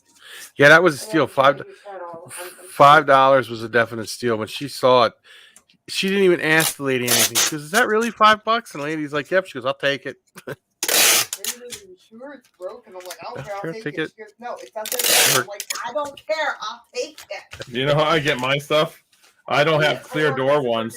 For what I'm using it for. I put up on Craigslist, Facebook, and said I need broken refrigerators that don't work. I'll come pick them up, and then I get like 60 of them, and then I pick the nicest ones out of them. Well, I do that too, but then everybody that contacts me is like, "Oh, I'm in Florida or I'm in California." I'm like, well, that does me no good. I want the clear door ones. Mine aren't, and I usually have the freezer. The freezer portion of it is males, and the bottom because each one has these are bells, these are trempers, and no, yeah, $10 if you load it for me. That's what I should have said. I'll give you $10 if you load it, because it was tough to get in the van, but we got it. That's what I'm saying. Yeah, we were it was a citywide rummage shell, and we were hitting everything, and then That's where you should have bought your video games. I didn't see any, otherwise I would have. Video games. I love grass sales and video games. No, I see the Nintendo games everywhere. It's the system. I never see the system anywhere. Nobody ever has the systems. I got stacks of them. I don't know where they're at here, but I got stacks of them, like legit. I have a working one up in my room. Like, it's perfectly working. I just go up and just put in a game and sit and play it, and then I usually play people are gonna laugh, like Super Mario 3. I play that, and I play this other game is Captain Skyhawk. It's just something I used to play. And then I play Sega Genesis. I play a game called Twin Cobra. It's a hard game, but it's a helicopter, like almost like 1952, is it? And you're a helicopter. 1952. Where 1942. You're playing. Yeah, you're in a plane. This one's just a helicopter. Same thing. Yes, Theo, you're correct. Yes, leopard geckos. Yep, sex by temp. 89 degrees males. I don't like going over 90. And then 90 you get hot females, right? Yeah. I go 88, 89. I get all my males, and then I go. If you set your incubator at that, your temps are going to be like 87 to 88 day egg. And then I do 80 degrees, 77 to 82 degrees on the females. They will hatch at 77 degrees. I don't care what people say. I've done it. Oh yeah, I'm sure. Did you ever try that where you keep it at the temperature just set it for a female for so many days, for 20 days, and then you take it and put it in a male incubator for the colors? I mean, I know it can work. It works with trempers, but I hatch too many and I don't care. I was wondering if that truly worked. That's what Tremper it does. Yeah, that's how you get dark trempers. Is you incubate at low temps, you get dark trempers. That's what was thought to be. I can make a Black Knight tremper looking animal by just cooking it low. Theo, no, I've hatched. You hatch ball python eggs at that same temperature, and I've done that in the fridge with no problems. What it is fans. You put fans, heat tape, and water bottles. You put water bottles at the bottom, put a fan in there so it circulates the air, and you can maintain it at 80. And don't open it. You got to have a glass front. If you don't have a glass front, you're always open and looking. But you can get fans that are really cheap. Any case fans for like a computer does it. Well, this one has a fan in the top of it that I'm just going to hook up because it's sitting right in there. Plug it in, have it hooked up so when it circulates the air. That's what I plan to do. Anyway. Yeah, I mean, you're going to get a fluctuation. It's not 100%. I know some people are saying it's 100%. It's not. You're going to get that fluctuation. I mean, some people are getting 20%. That's fluctuation in the temps. But you'll get 5% here and there. That's not male and female when you do it that way. But that's fine. If you go back on my videos, you'll see the one where I made out of the igloo cooler for ball python eggs. Yeah. I was able to maintain that with the water. You did it with the water and the aquarium pump and the circulating the water. I was able to maintain a steady 89 degrees. Perfect. Without any fluctuation in that. That's what I'm talking compared to about. a refrigerator. Refrigerators, when you open up the doors, temperature goes down. Sometimes, and if you don't have the right thermostat on there either, if you have a regular thermostat that just goes on and off, the temperature fluctuates a little bit. Where if you have the VE 300s or whatever they are, that's the pulse, it can constantly keep it going at that temperature. Yeah, you want to keep your temps. I tell people leopard geckos. I mean, you can roll the eggs too. They're so hardy. I mean, seriously, you see the people go in there and pick it up, the gecko eggs. You see me, I'm like, yeah, there's two, whatever. I put it in the bucket. I seen that video of the guy walking with a whole tray of them, and he tripped and they fell on the floor, and he went and picked them all up, and they all hatched. Yeah, you can roll them around. They don't care. Think about this. Everyone's like, you gotta do this. leopard geckos lay their eggs in the best spot they can find. And another leopard gecko comes, and they're going to lay their eggs there. What are they going to do? They're going to dig. And they're going to knock over them other eggs. It doesn't matter. They just adapted. Leopard geckos don't. You can't do it to a ball python, but you can do it to a leopard gecko. Yeah, they push them out of the way. And even when she's digging in there, she rolls them over. And she has another clutch in 2 weeks after having the first clutch. And them other clutches, no, I don't want any. None. And they're not hatched. I mean, they're not ready to be hatched. And they do the same thing. They move them around. That's Cookies. She made a leftover chocolate chip brownie. Yeah, I knew what they were. They were nice. Yeah. Yeah. Yeah, so it's leopard geckos are easy. Leopard geckos, I say I can train a 5-year-old to breed them. Seriously, it's not hard. It becomes work when you got to do like, hey, guess what? I did 12 racks today of 33 tubs per rack. Oh, I still got another 25 to do. Yeah. It gets a little hefty to get them done, but it works. I could tell you the easiest, fastest incubator to make is 2 2-liter bottles filled with water with a heat mat pad in between. You ever see them little under the aquarium sticky heat pads stuck in the middle? You tape it up really good. You set that in the corner of a cooler. You hook that to a thermostat. You take the thermostat probe and put it in the middle of the cooler. Set it to 80 degrees or whatever you want. Shut it. It stays on. That's it. Fastest, simplest way to do it. For if you're not doing, you got a little fluctuation there, but it's the fastest, easiest one to do. Wow, simple. That was actually a pretty good idea. Yeah. I used to do all my colubrids that way. Saves room. It's easier. Just set it at 82 or 83. Boom, boom, boom. If you got a room that's not quite that warm, it works good. And it's just, you can buy a simple cooler for that. The one I built for the ball pythons, though, had to be an igloo because it has that little ledge in there that you could put ball pythons in. But yeah, ball pythons is the same thing. You can do the same thing with those two. 89 degrees. They'll hatch at 86, 89.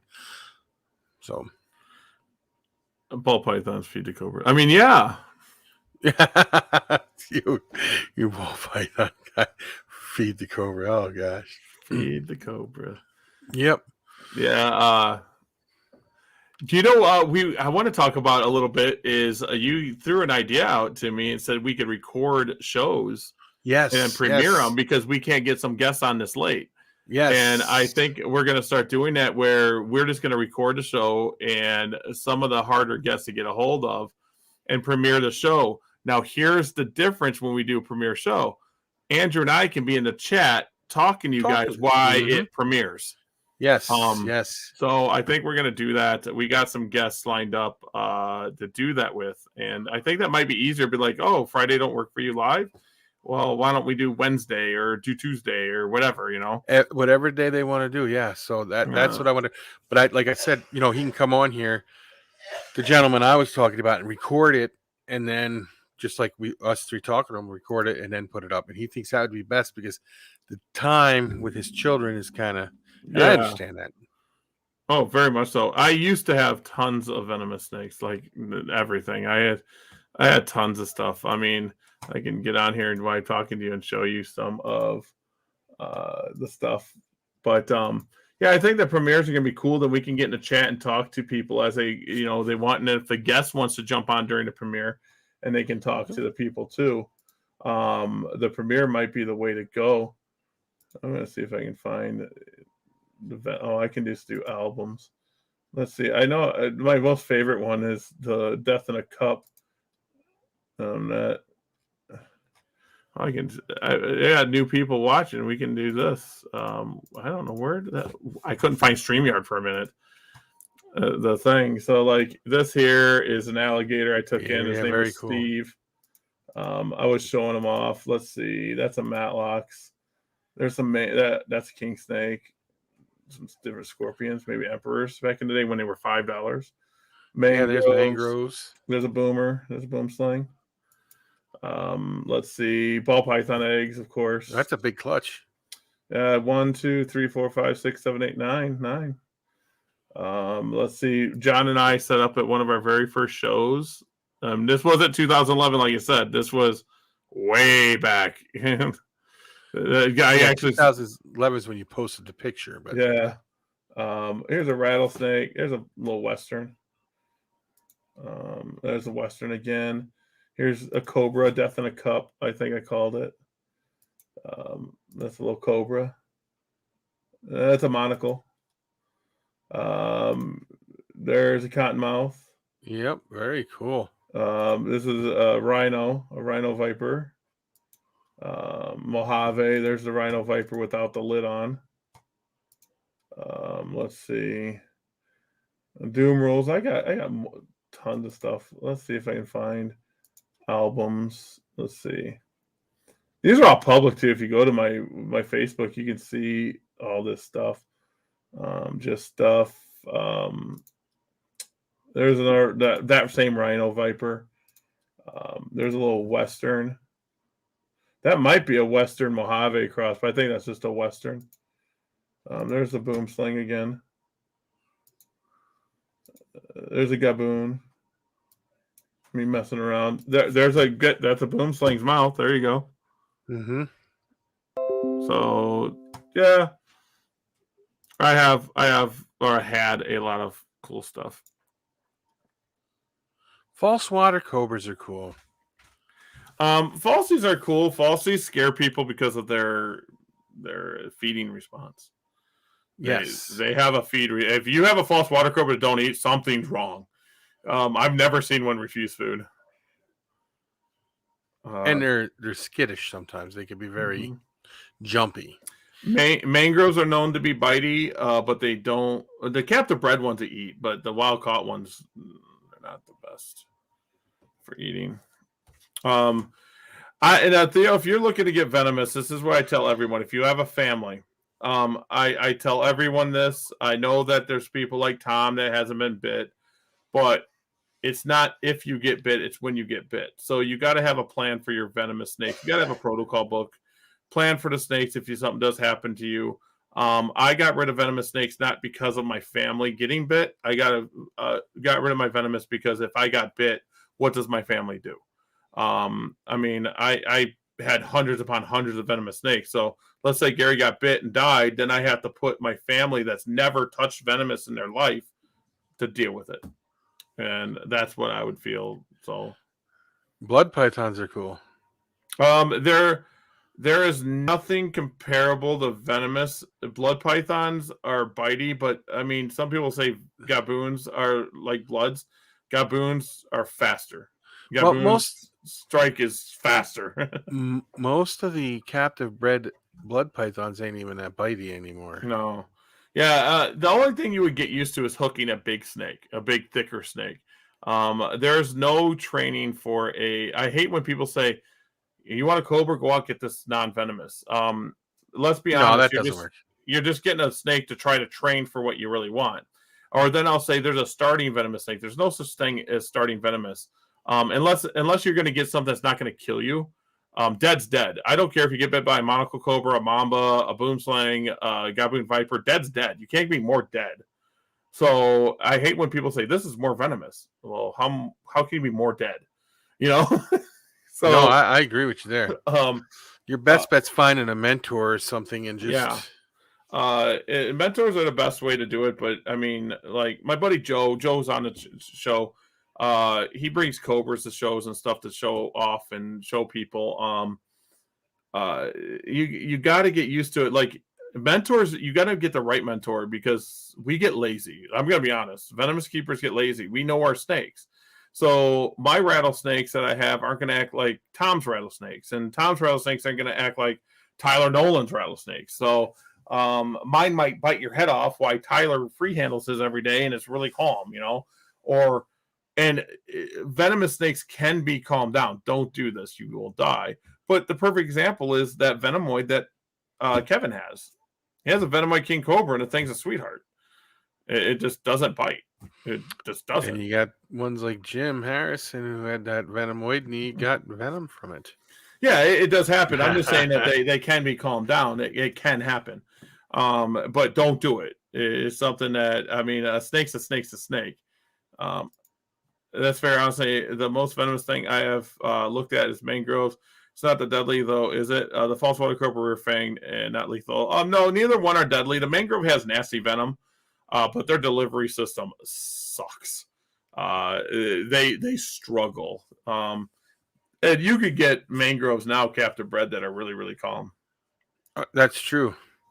But like he was saying earlier in the Yes. show, if you were the delivery system is a little bit different, even though it's rear fanged, it's got major grooves that allow the venom to go down. Yeah, the boom sling will kill you. There's no doubt about it. You get bit by a boom sling, you're gonna die. If you don't get AV, you're going to die, and I wouldn't want to die that way. This picture here is of a fresh import. It came to me. I believe this was now. I know this is black, and so now they're colored dimorphic, which the brown ones tend to be the females, and the black ones tend to be the females. The brown tend to be the males. But I had a black male and a black female. I believe this was the male. I believe. I wanted to see the fangs. That's what I wanted to see. This is my first pair of boom slings I ever owned. It was like the 7th venomous snake I owned too. Like it was that bad, straight out of Africa. These boom sling. Let's say the mangroves I've heard burrows are generally biting. The new captive bred mangroves are fine. Captive bred mangroves tend to be really cool. Same thing with falsies. Falsies tend to be really cool too. Feed response is a little different. The boom sling is just a nasty snake. Typus is that's why you don't see him kept that often. The AV costs money. It's nasty. I think Al has 2. I think he has 2 of them. 2 or 3, something like that. Yeah. Back in the day, he offered me one, and I wasn't capable of keeping another one. But yeah, I mean, when I got into venomous the worst way possible. I literally started TRR, met a bunch of venomous people, and they're like, "Here, Gary, here's a box," and they were sending me venomous snakes, So I got the boom slings. I got the first 2 boom slings. I put them in 55-gallon tanks, and then I'm like, I want to breed these. So, and I knew they were deadly. I didn't have AV at the time, so I hooked the male. I put it in, and the female killed the male. I was like, oh, okay. Wow. I think it's on Fauna and TR, and Al was commenting on it and saying, yeah, they might not be, immune to their own venom or whatever. And I was like, that was weird. A lot of people thought that they would be immune, but they're not. Even I was it Al that I saw talk about it. You get a group of boom slings that live here and go 2 miles down the road to a group. They don't intermingle. Their venom is just different. A tiny bit different. The boom sling's venom is different than any other venom out there. That's why they fascinate me. They are. I don't know about the ranks now, but back in the day, they were thought to be the most venomous snake in Africa. A drop for drop, they were more venomous than the mamba. I think I heard that too. Except there's the death is more cruel to you. Yeah, soft skills kill more people. But that's because people they bite more people. Mm-hmm. But a boom slang bite is considered to be one of the worst because you bleed, like you said, out of your ears, your nose, your eyes, your mouth. If I was to be bit by a venomous snake, some of the cobra species, maybe I would suffocate and die. Yeah, it's because your muscle stops working. Yeah, make you breathe. So, you gaboon? Hell no. A gaboon bite? There is no way. An adult gaboon? There is a documentary about a boom slang bite of somebody in Africa, and they had old scars that started seeping blood out of it. Scars from years ago, and they just started seeping blood out of the scars, and they're. Yeah, people called me nuts for having boom slings. But here's the crazy thing: Al trusted me with boom slings, but he stopped me from buying taipans. Well, what's he call them? The death noodle there? Yeah, he knew how I handled. He knew how I was. I got laxed, and I would read the snakes a little bit. And I mean, going to an Australian species, that would have been my first Australian species. And he just said, Gary, it was Mitch. Mitch was, Mitch was like, take him home, pay me later. That's what he basically said. So I'm carrying around these 2 taipans, all proud of myself. And then Al's like, no, Gary. No, you take something off my table. You want a snake, but no. And I put him back. I listened. And this is at the time I probably had 300 to 400 venomous snakes at home at the time. I had a very large collection. I mean, I rivaled people, but I was taking in. People would say, I have a rattlesnake, or I have 2 rattlesnakes I bought. I would just go pick them up and rescue them. I got gaboons, or I got cobras. My friend had a cobra litter and he didn't want them. I took them all in. Like, I'll take them all. Sounds good to me. And where I did my radio show back then, if you could ever find the old ones from Herp Radio, you can actually hear the rattlesnakes in the background of all my radio shows. If you can find my old YouTube videos somewhere, because they're on a hard drive here, I need to recover. Well, that's what you need to do. You need to start uploading them to your. I got to recover them because the hard drive broke, and the plat's good. It's the board. So I got to either find the same model number so I can change that board to get the plat to turn, or send it out to get recovered. Now, this is back in the day that the videos were not good quality. They weren't 1080p. They weren't 720. No. So I got to record those. I had over, I would say, 250 videos. And they're all on this 4 terabyte hard drive. You're still able to you would eventually be able to get it off though, right? Yeah, I'm gonna end up just spending the $500 to get it recovered. I'm gonna end up doing it because it's fine. It just doesn't turn. The arm hits, so it's the board. I've been looking. It's an old Western Digital, one of them fat ones. I don't have one sitting here. I would grab it. Yeah, I do. Just a second. I do. I just gotta move a cloth. This is what they are. This one here is music. This here is probably like 15 years old. This is a 1 terabyte. So it's one of these, but I took these apart. As you see, they're beat up. I took this apart to see if the hard drive is the same or not. Just because it's Western Digital doesn't mean it's Western Digital. Oh, your browser has lost connection to your screen share. Huh, I could still see it. Oh. Oh, it's not me. It's my share screen. Huh. Do you guys still hear me? Yeah, I can hear you just fine. I can't hear you. I can't hear nobody. We lost you. You didn't lose me. Because, you're rebooting. I can't hear you. You are reloading or something. Is it my headset? It may be your headset. See.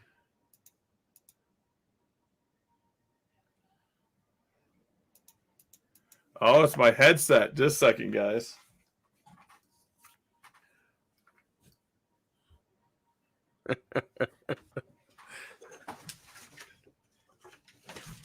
Okay, there we go. He's back. Yeah, I'm back. I couldn't hear you guys, but I hear you. But yeah, I could. My little mixer board tells me when it's working because every time I speak, it. Dude, my mixer board is way over here next to my main computer, and I can kind of see it now. I don't know what everything does, so I don't know if I turn this knob, does it change the way I sound in any way? Do you no, that's the lighting. Your lighting changed. No, but I know if I do this, it changes the way I sound because it gets louder and dimmer. But my mic is actually really far away from me because I know I'm a loud talker. See, guys, so I do it again. I can come really close and I can get really dark and really deep and all that other stuff. But I literally put it down and it goes way over here like that. I don't even need the pops thing on it. I don't even talk on it. But I mean, I really want to get Fauna Radio going. I think we're going to do really good. I think this is a year. I think we're going to do good. I think with the premiere idea, I think it's going to take off. Theo had a couple questions for you over here, though. I don't know. Yeah, no, back over here. Honestly, crazy thing. Let's see. I'll say the crazy thing I've handled are rattlers and copperheads. I used to do a removal in New York or North Carolina for a few years. I honestly don't want anything hotter than a falsie, but for curiosity. What's this one? Let's see. Sake, would you say that the exotic hots are harder to handle to deal with?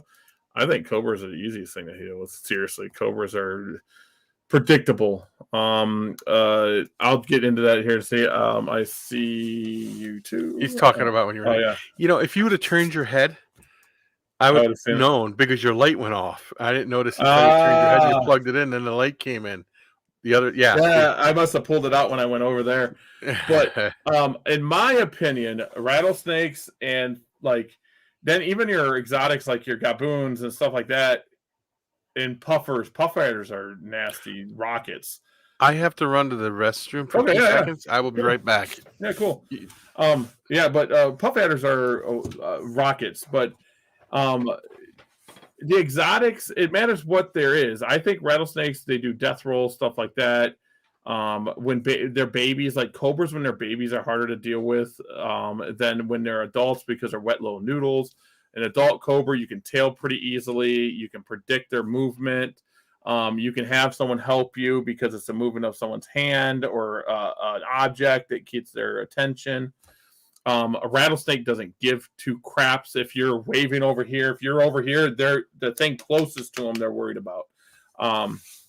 Speed-wise, puffies are fast. Puffs are fast. Your gaboons, your rhinos, rattlesnakes, bites. Cobras are slower.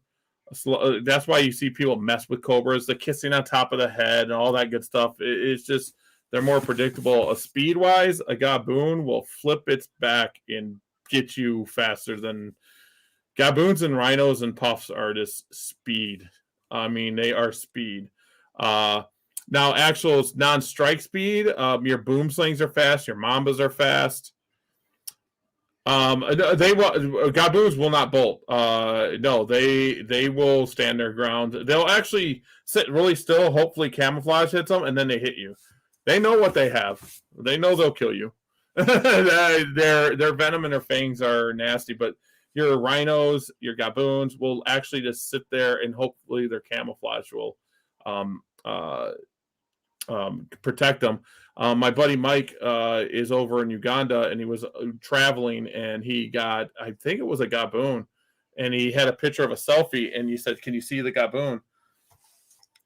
Gaboons move in short bursts and can move quick. They can move quick, but it's not as fast as like rattlesnakes. I think move a little faster when they're actually moving, but not like your mambas. Your cobra species are speed when they're actually moving.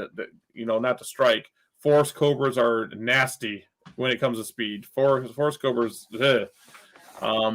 but they're once you get them hooded, they're predictable. But forest cobras are in a league of their own, in my opinion. King cobras are super easy to deal with.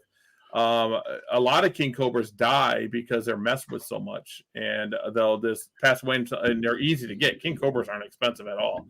Now, Kevin's white one, I think that's the only one that's white. I've never seen one before. Yeah, I think I do believe that's the only white one. Adam is back. I just noticed you were gone. But when it comes to venomous snakes, every single species is different, and then every single animal in that species is different. I've had gaboons that are never tried to bite, and then I had gaboons that were just monstrous people. Like my friend Greg Madden, he wrote an article for Reptile Magazine. I want to say maybe 2000, no, not 2000. Maybe it was like 2007, 2008. I forget, but he wrote the article for the gaboon feature in Reptile Magazine, and he bred gaboons for the longest time. And I think it was 2008. Yeah. Gaboons are in a different league. Rattlesnakes, like your westerns and your easterns get monstrous, and they do that death roll. I hate it. The biggest thing with rattlesnakes, if you got a big rattle and you're trying to tail them and someone will grab the rattle when they're tailing, that thing will pop right off. Mm-hmm. That's the biggest rookie mistake I see someone do. They grab the rattle instead of the actual snake because they think the snake, if you touch the snake, it's going to get you. And no, you better hold on to that because it's going to death roll and come off that hook. Let's see. That's kind of horrifying fact that anyone can just get one. You can, to tell you the truth, you can get anything you want. I mean, you go to Hamburg and pick it up right now. It's easy. Hamburg, Pennsylvania. Yep. You look at what's his name there, Dean Ripa. Remember him before he died? He when he was 12 years old, he bought himself a Cobra. Just walked right up and bought one. I mean, I don't know what the prices are anymore, but to give you an example, for $100. Yeah, I mean, copperheads $20, water moccasins $15, monocle cobras $50-$60, gaboon vipers $100.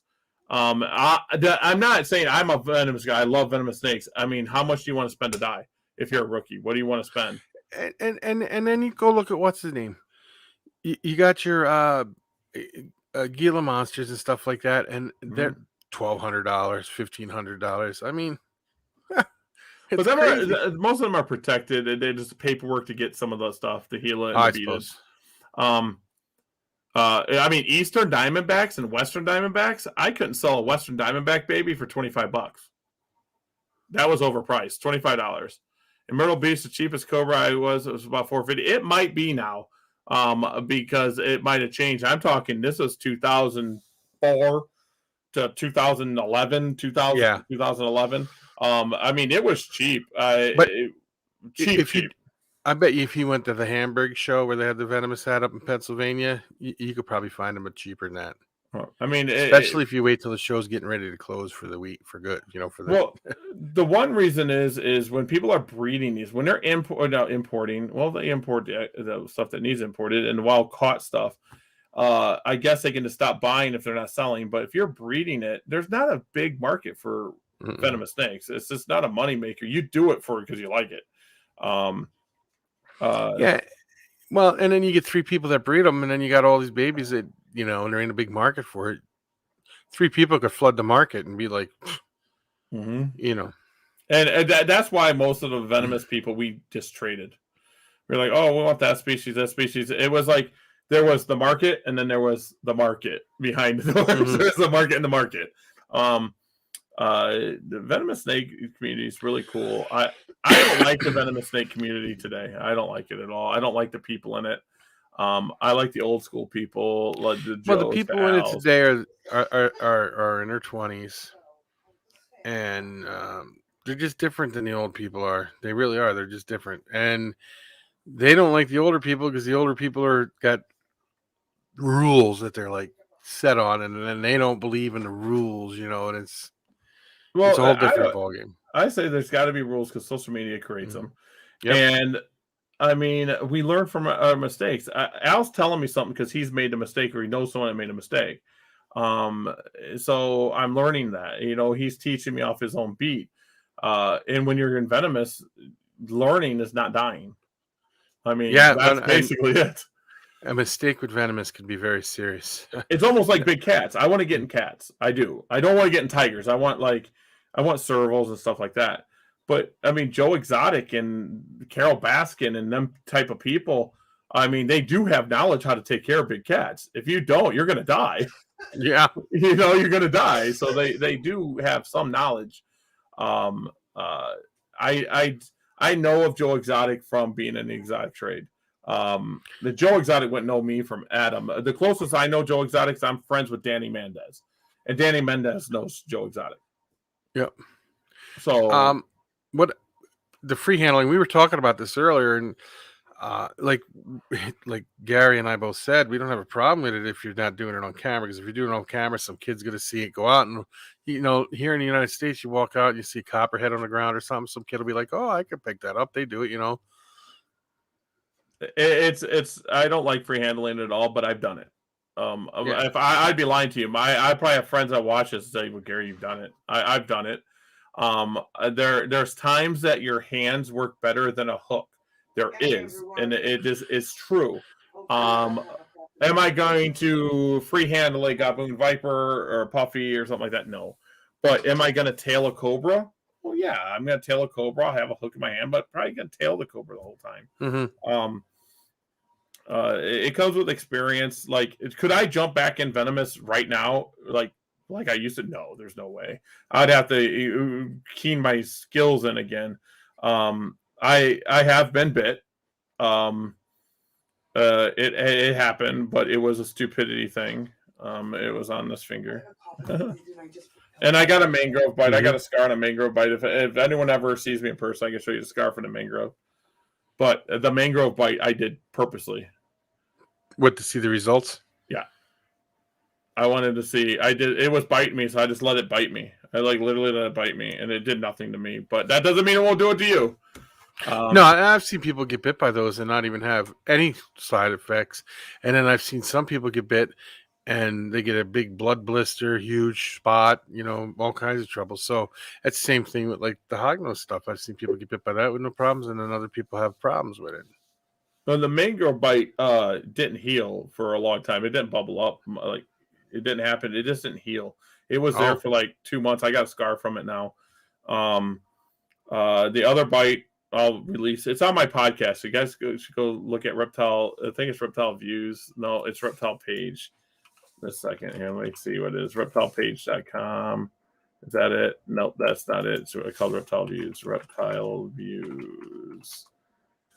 Yeah, if you guys want to waste 3 to 4 hours of your life, you can actually go to reptileviews.com and you can hear my first 3 podcasts about me going into it. Starts like in the 90s. Reptile Views is the first one. TRR Forums and Stories is the second one, and the bottom is the last one. And it kind of sets the bottom is like the cutting point to where Orner Exotics was born. Because I was pro herps before that. But yeah. Now, Theo, you say that, right? But are you sure it when it bit you, it envenomated you? Because I've seen people get bit and then nothing. And then I've seen people get bit that it chewed for a minute or so and had trouble. I got a story that'll help you out with that. A hognose is going to have different venom than a mangrove by far. Of course, absolutely. So to give an example, if you don't know who Ray Hunter is, I would look him up. You can Google him. Ray Hunter is a really good guy. I love Ray Hunter. He's a personal friend. He's known Andrew and I for a long time. He was bit by an eastern diamondback, and he was hospitalized. Now, if you don't know Ray, I don't think he envenomates himself with eastern diamondback venom. But he does use other types of venom, and he self-injects. He's one of them people. No one try that. If you talk to a doctor, don't try that. But he's been bit a lot, and the eastern diamondback was one of his worst bites. That was one of his worst. Like when it happened, my friend Tim and Ray Gushaw called me and said Ray was hit. And it was a bad time. Okay. Because Tim told me at the time we might lose Ray, and he was bit on the hand. And if you're interested in venomous, Ray Gushaw's good. Ray Hunter's good. Some old time people. Mm-hmm. Yeah, it was to build immunity. Ray Hunter was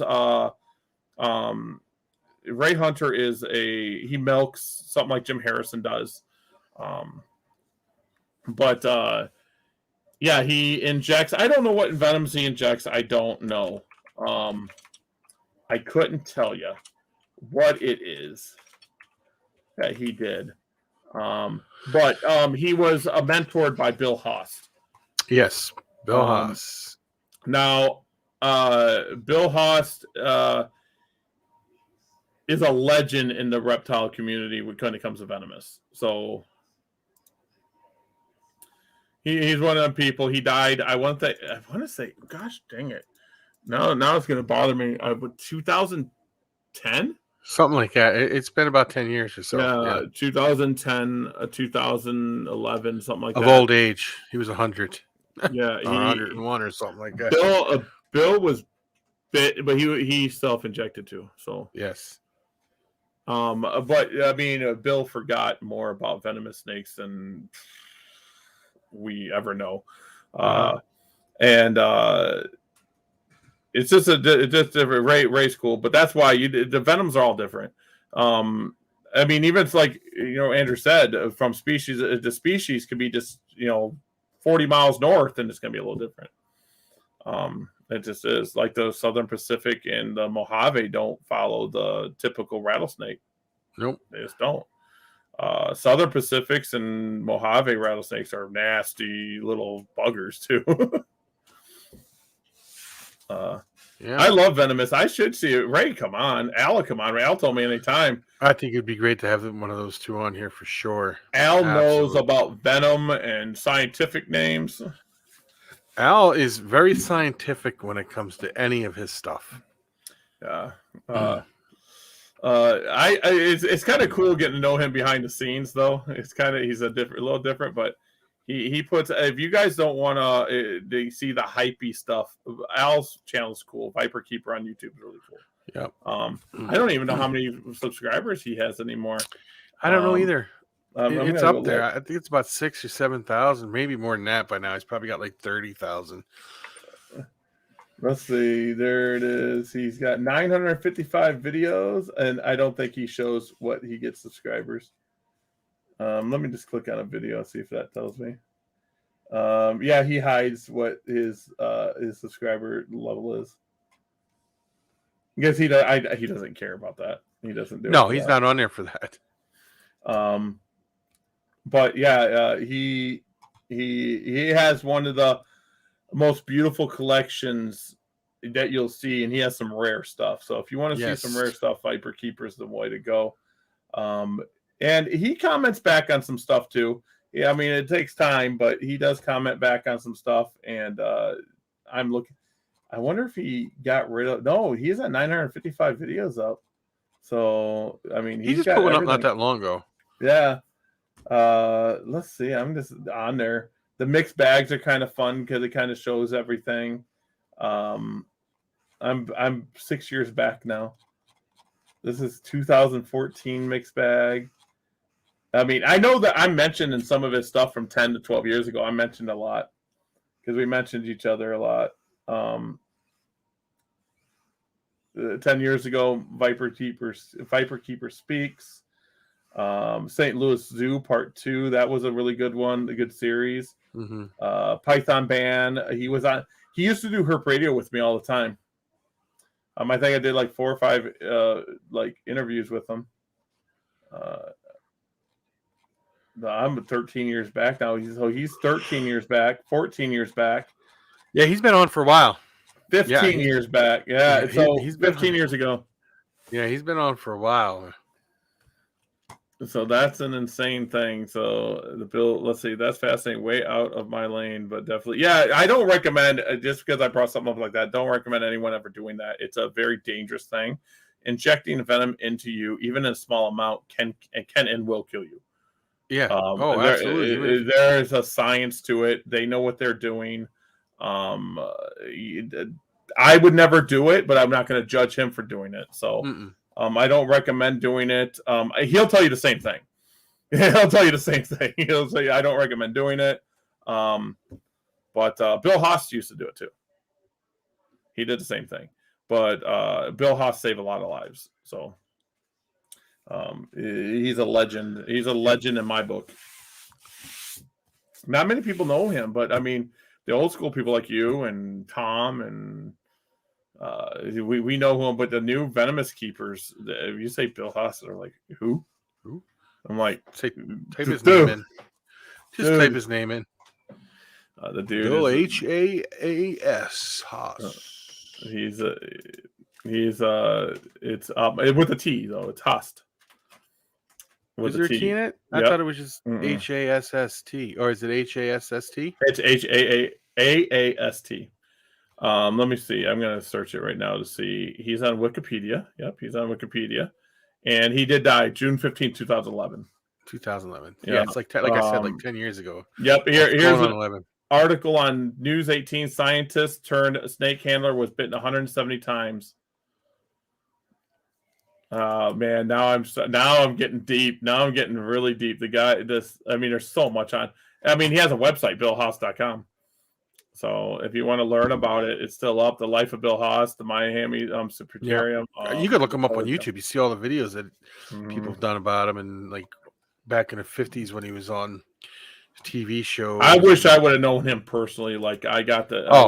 I would have went nuts. It would have been cool. Very, very cool.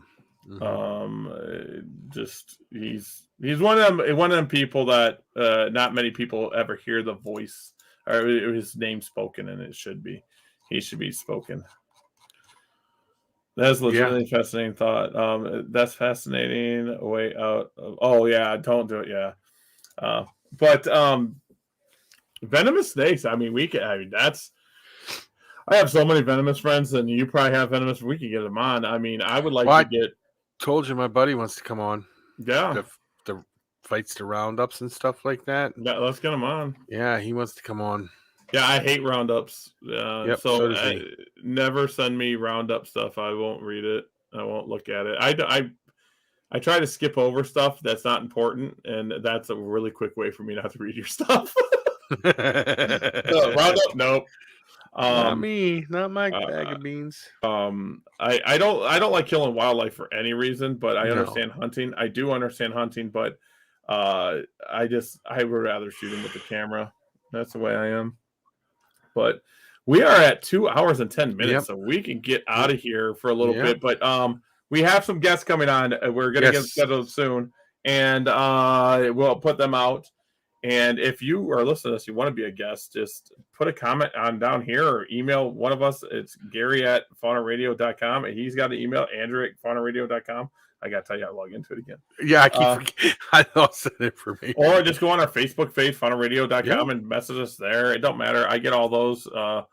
And if you want to get, I don't care if you're new. I don't care. DEA Exotics on Facebook and send me a message. I get it that way. Or we will rock this out. You're an admin on the Fauna Radio page too. So any way to get a hold of us. I don't care if you've been breeding for a day or you're just a hobbyist. I don't care. We'll get you on. We'll talk something. We made Leo into a star. I mean, Leo's now a breeder. He was nobody had 2 geckos. Now he's a powerhouse. Yep. I don't know if Leo's on here anymore. Because we probably started talking venomous. He's like, I don't want to talk venomous. I love Leo. Leo's a good guy. Leo's great. Yeah, this is going to be the first Sunday's going to be the first show I missed in a long time. So I've actually been getting jokes. Casey, a friend of mine, goes, "So you're going to let us other people sell geckos now, huh?" And I'm like, I was like, I'm sorry, because they'll bring leopard geckos on your team. Like, I didn't sell any. I'm like, I'm sorry. So, and then we're going to do premieres on here. We're going to get people that we can't get on at nighttime. I'm thinking about collabing with you, and we'll do some like premieres for both of us, like geckos or whatever, and we'll throw them up on a radio. And we'll just get this Fauna Radio. It won't be just this. We'll be doing other stuff. Absolutely. After wintertime, I will be going to zoos again for sure, and I'm going to see if I can. I hate doing it. Do you guys want to know what I hate? I hate filming myself and filming in front of people. I don't have a problem filming. I just don't put myself on there when I'm filming. I don't know if you ever went back and watched any of my 1,100 vlogs I've done, but it's always I don't have a problem with it. Yeah, well, I'm saying like filming myself in front of people. I can do it now. It don't bother me. I look at cameras all day, but it's like it's doing it. They're like, "Oh, this guy's talking to a camera." But I want to get my tripod out and say, "Okay, this is the elk at the new zoo," and then go into the enclosure and go meet the elk. Or, hey, this is the albino alligator, and get in the enclosure and meet the albino alligator. And you and I have to get together and hit, what's his name down there? Terry. Oh, Terry? Yeah. Terry, we wouldn't be kicked out. No. I promise Terry won't kick me out. I want to go down to Rob Carmichael's too. I want to go see Rob. These people I've known on forums all the time, and I got to get down there. I don't mind filming. I just never been on cam live like you are doing now. I don't know if I would be nervous or not. The camera, I've been doing it so long. I don't care if people look at me live. I don't care if people laughing at me. Have a good time laughing at me. I'm getting thinner, but I'm a big guy, but I'm getting thinner. I'm trying. I don't care how I look. That's what Becky says too. She goes, "Don't worry about what anybody thinks, and just do it." I live my life. It's none of my business what other people think of me. No, I could care less. If I'm in your head that much that you want to hate me, I'm sorry. I live rent free in your head. Yeah. I don't care. Like it is what it is. I don't care. It's Yeah. like at work they hate me because I say that all the time. I'm like, it's not my business what you think of me. I don't care. I'm the best one there is here. You both look great. It's more. I have a list. I'll talk with a list with you. I don't care. Let's do it. Yeah. I don't care. Not a big deal. I don't care. If you're doing good, you'll never hear me put you down. Nope. And then if you're doing bad, I usually reach out to you and say, hey, you're doing this good. Let's see if we can get rid of this. I've done it for people. Yep. It's not that we would be putting you down or nothing. We would just be trying to help you. Yeah, like, hey, don't breed the lemon frost because it's a really bad idea. And let's get you going in the gecko world and, stuff like that. So, and you get jumped all over, right? Yeah. Yeah. So, I mean, I'm all for just having fun. I just want to have fun. And now I'm going to go back and look at 15-year-old Viper Keeper videos probably tonight when I'm going to sleep. I'm going to text him and say, hey, dude, are you up? And he's going to be like, no. That's I'll do. But I know he's already said anytime all I got to do is call him and say, hey, get on. So we can get and I'm sure Ray Hunter would do it for me. And you know Tom better than I do, so you might be able to get Tom I was going to contact him. Yeah, but like Tom, do you know what I use Tom for? When I need to get rid of cobras. Seriously. Yeah. I'm like, Tom, do you know anyone looking for cobras? I'm gonna go listen to a book. There you go. Yeah, Adam, I'll tell you who I will text you later and let you know what individual absolutely can't stand that I had to block on my YouTube. Me? You blocked me? No, not you. Never you, bud. Yeah, me. I don't care. Like you text me. Sometimes I'm at work and I get on and I'm like, I'll sit down. I'll start texting you, and then something happened. I'm like, gosh, dang it! Get back up. Yeah, I'm like, yeah. No, I know. I know what goes on. And then Gecko, I'm bad with my phones here. Like I'll come down here and my Gecko room is behind me in another room. And I'll leave my phones here and I'll have nothing but my TV on in there. And then I'll come back and I'll have like 27 messages. I'm like, oh, and I'll actually look through them and I'm like, oh, that person's important. And I'll text back and then something will happen. I'll put it down. I'll forget again. It's just round and round and round it goes. But look, I even did my eBay thing. See, guys? You already got it all done, ready to go. Yeah, when I was sitting here. Because if I don't, I'll forget. Like as it comes in, I print. If I'm upstairs, I'll just send it to the printer and it'll print on here, and I'll come down and package them up tomorrow morning. Yep. I only got like 6 things or 5 things listed now, which I got a bucket full of stuff down here I gotta do. I got so much crap. Like this needs clean too. Like, see, I got old tight. This shows you how dusty it is down here. Oof. That's old. Tiger Electronics. I gotta clean it. But it's old Tiger's Electronic Karate King. I don't even know if it works. I don't remember, but the battery compartment is really clean. I got this. So I don't know what it's worth. Probably $15. Yeah. But this was a cheap man's Game Boy. So. But all right, guys, we're gonna get out of here. I gotta get sleep because I gotta work tomorrow. Yeah. So all right, guys, we're out. Later, everybody.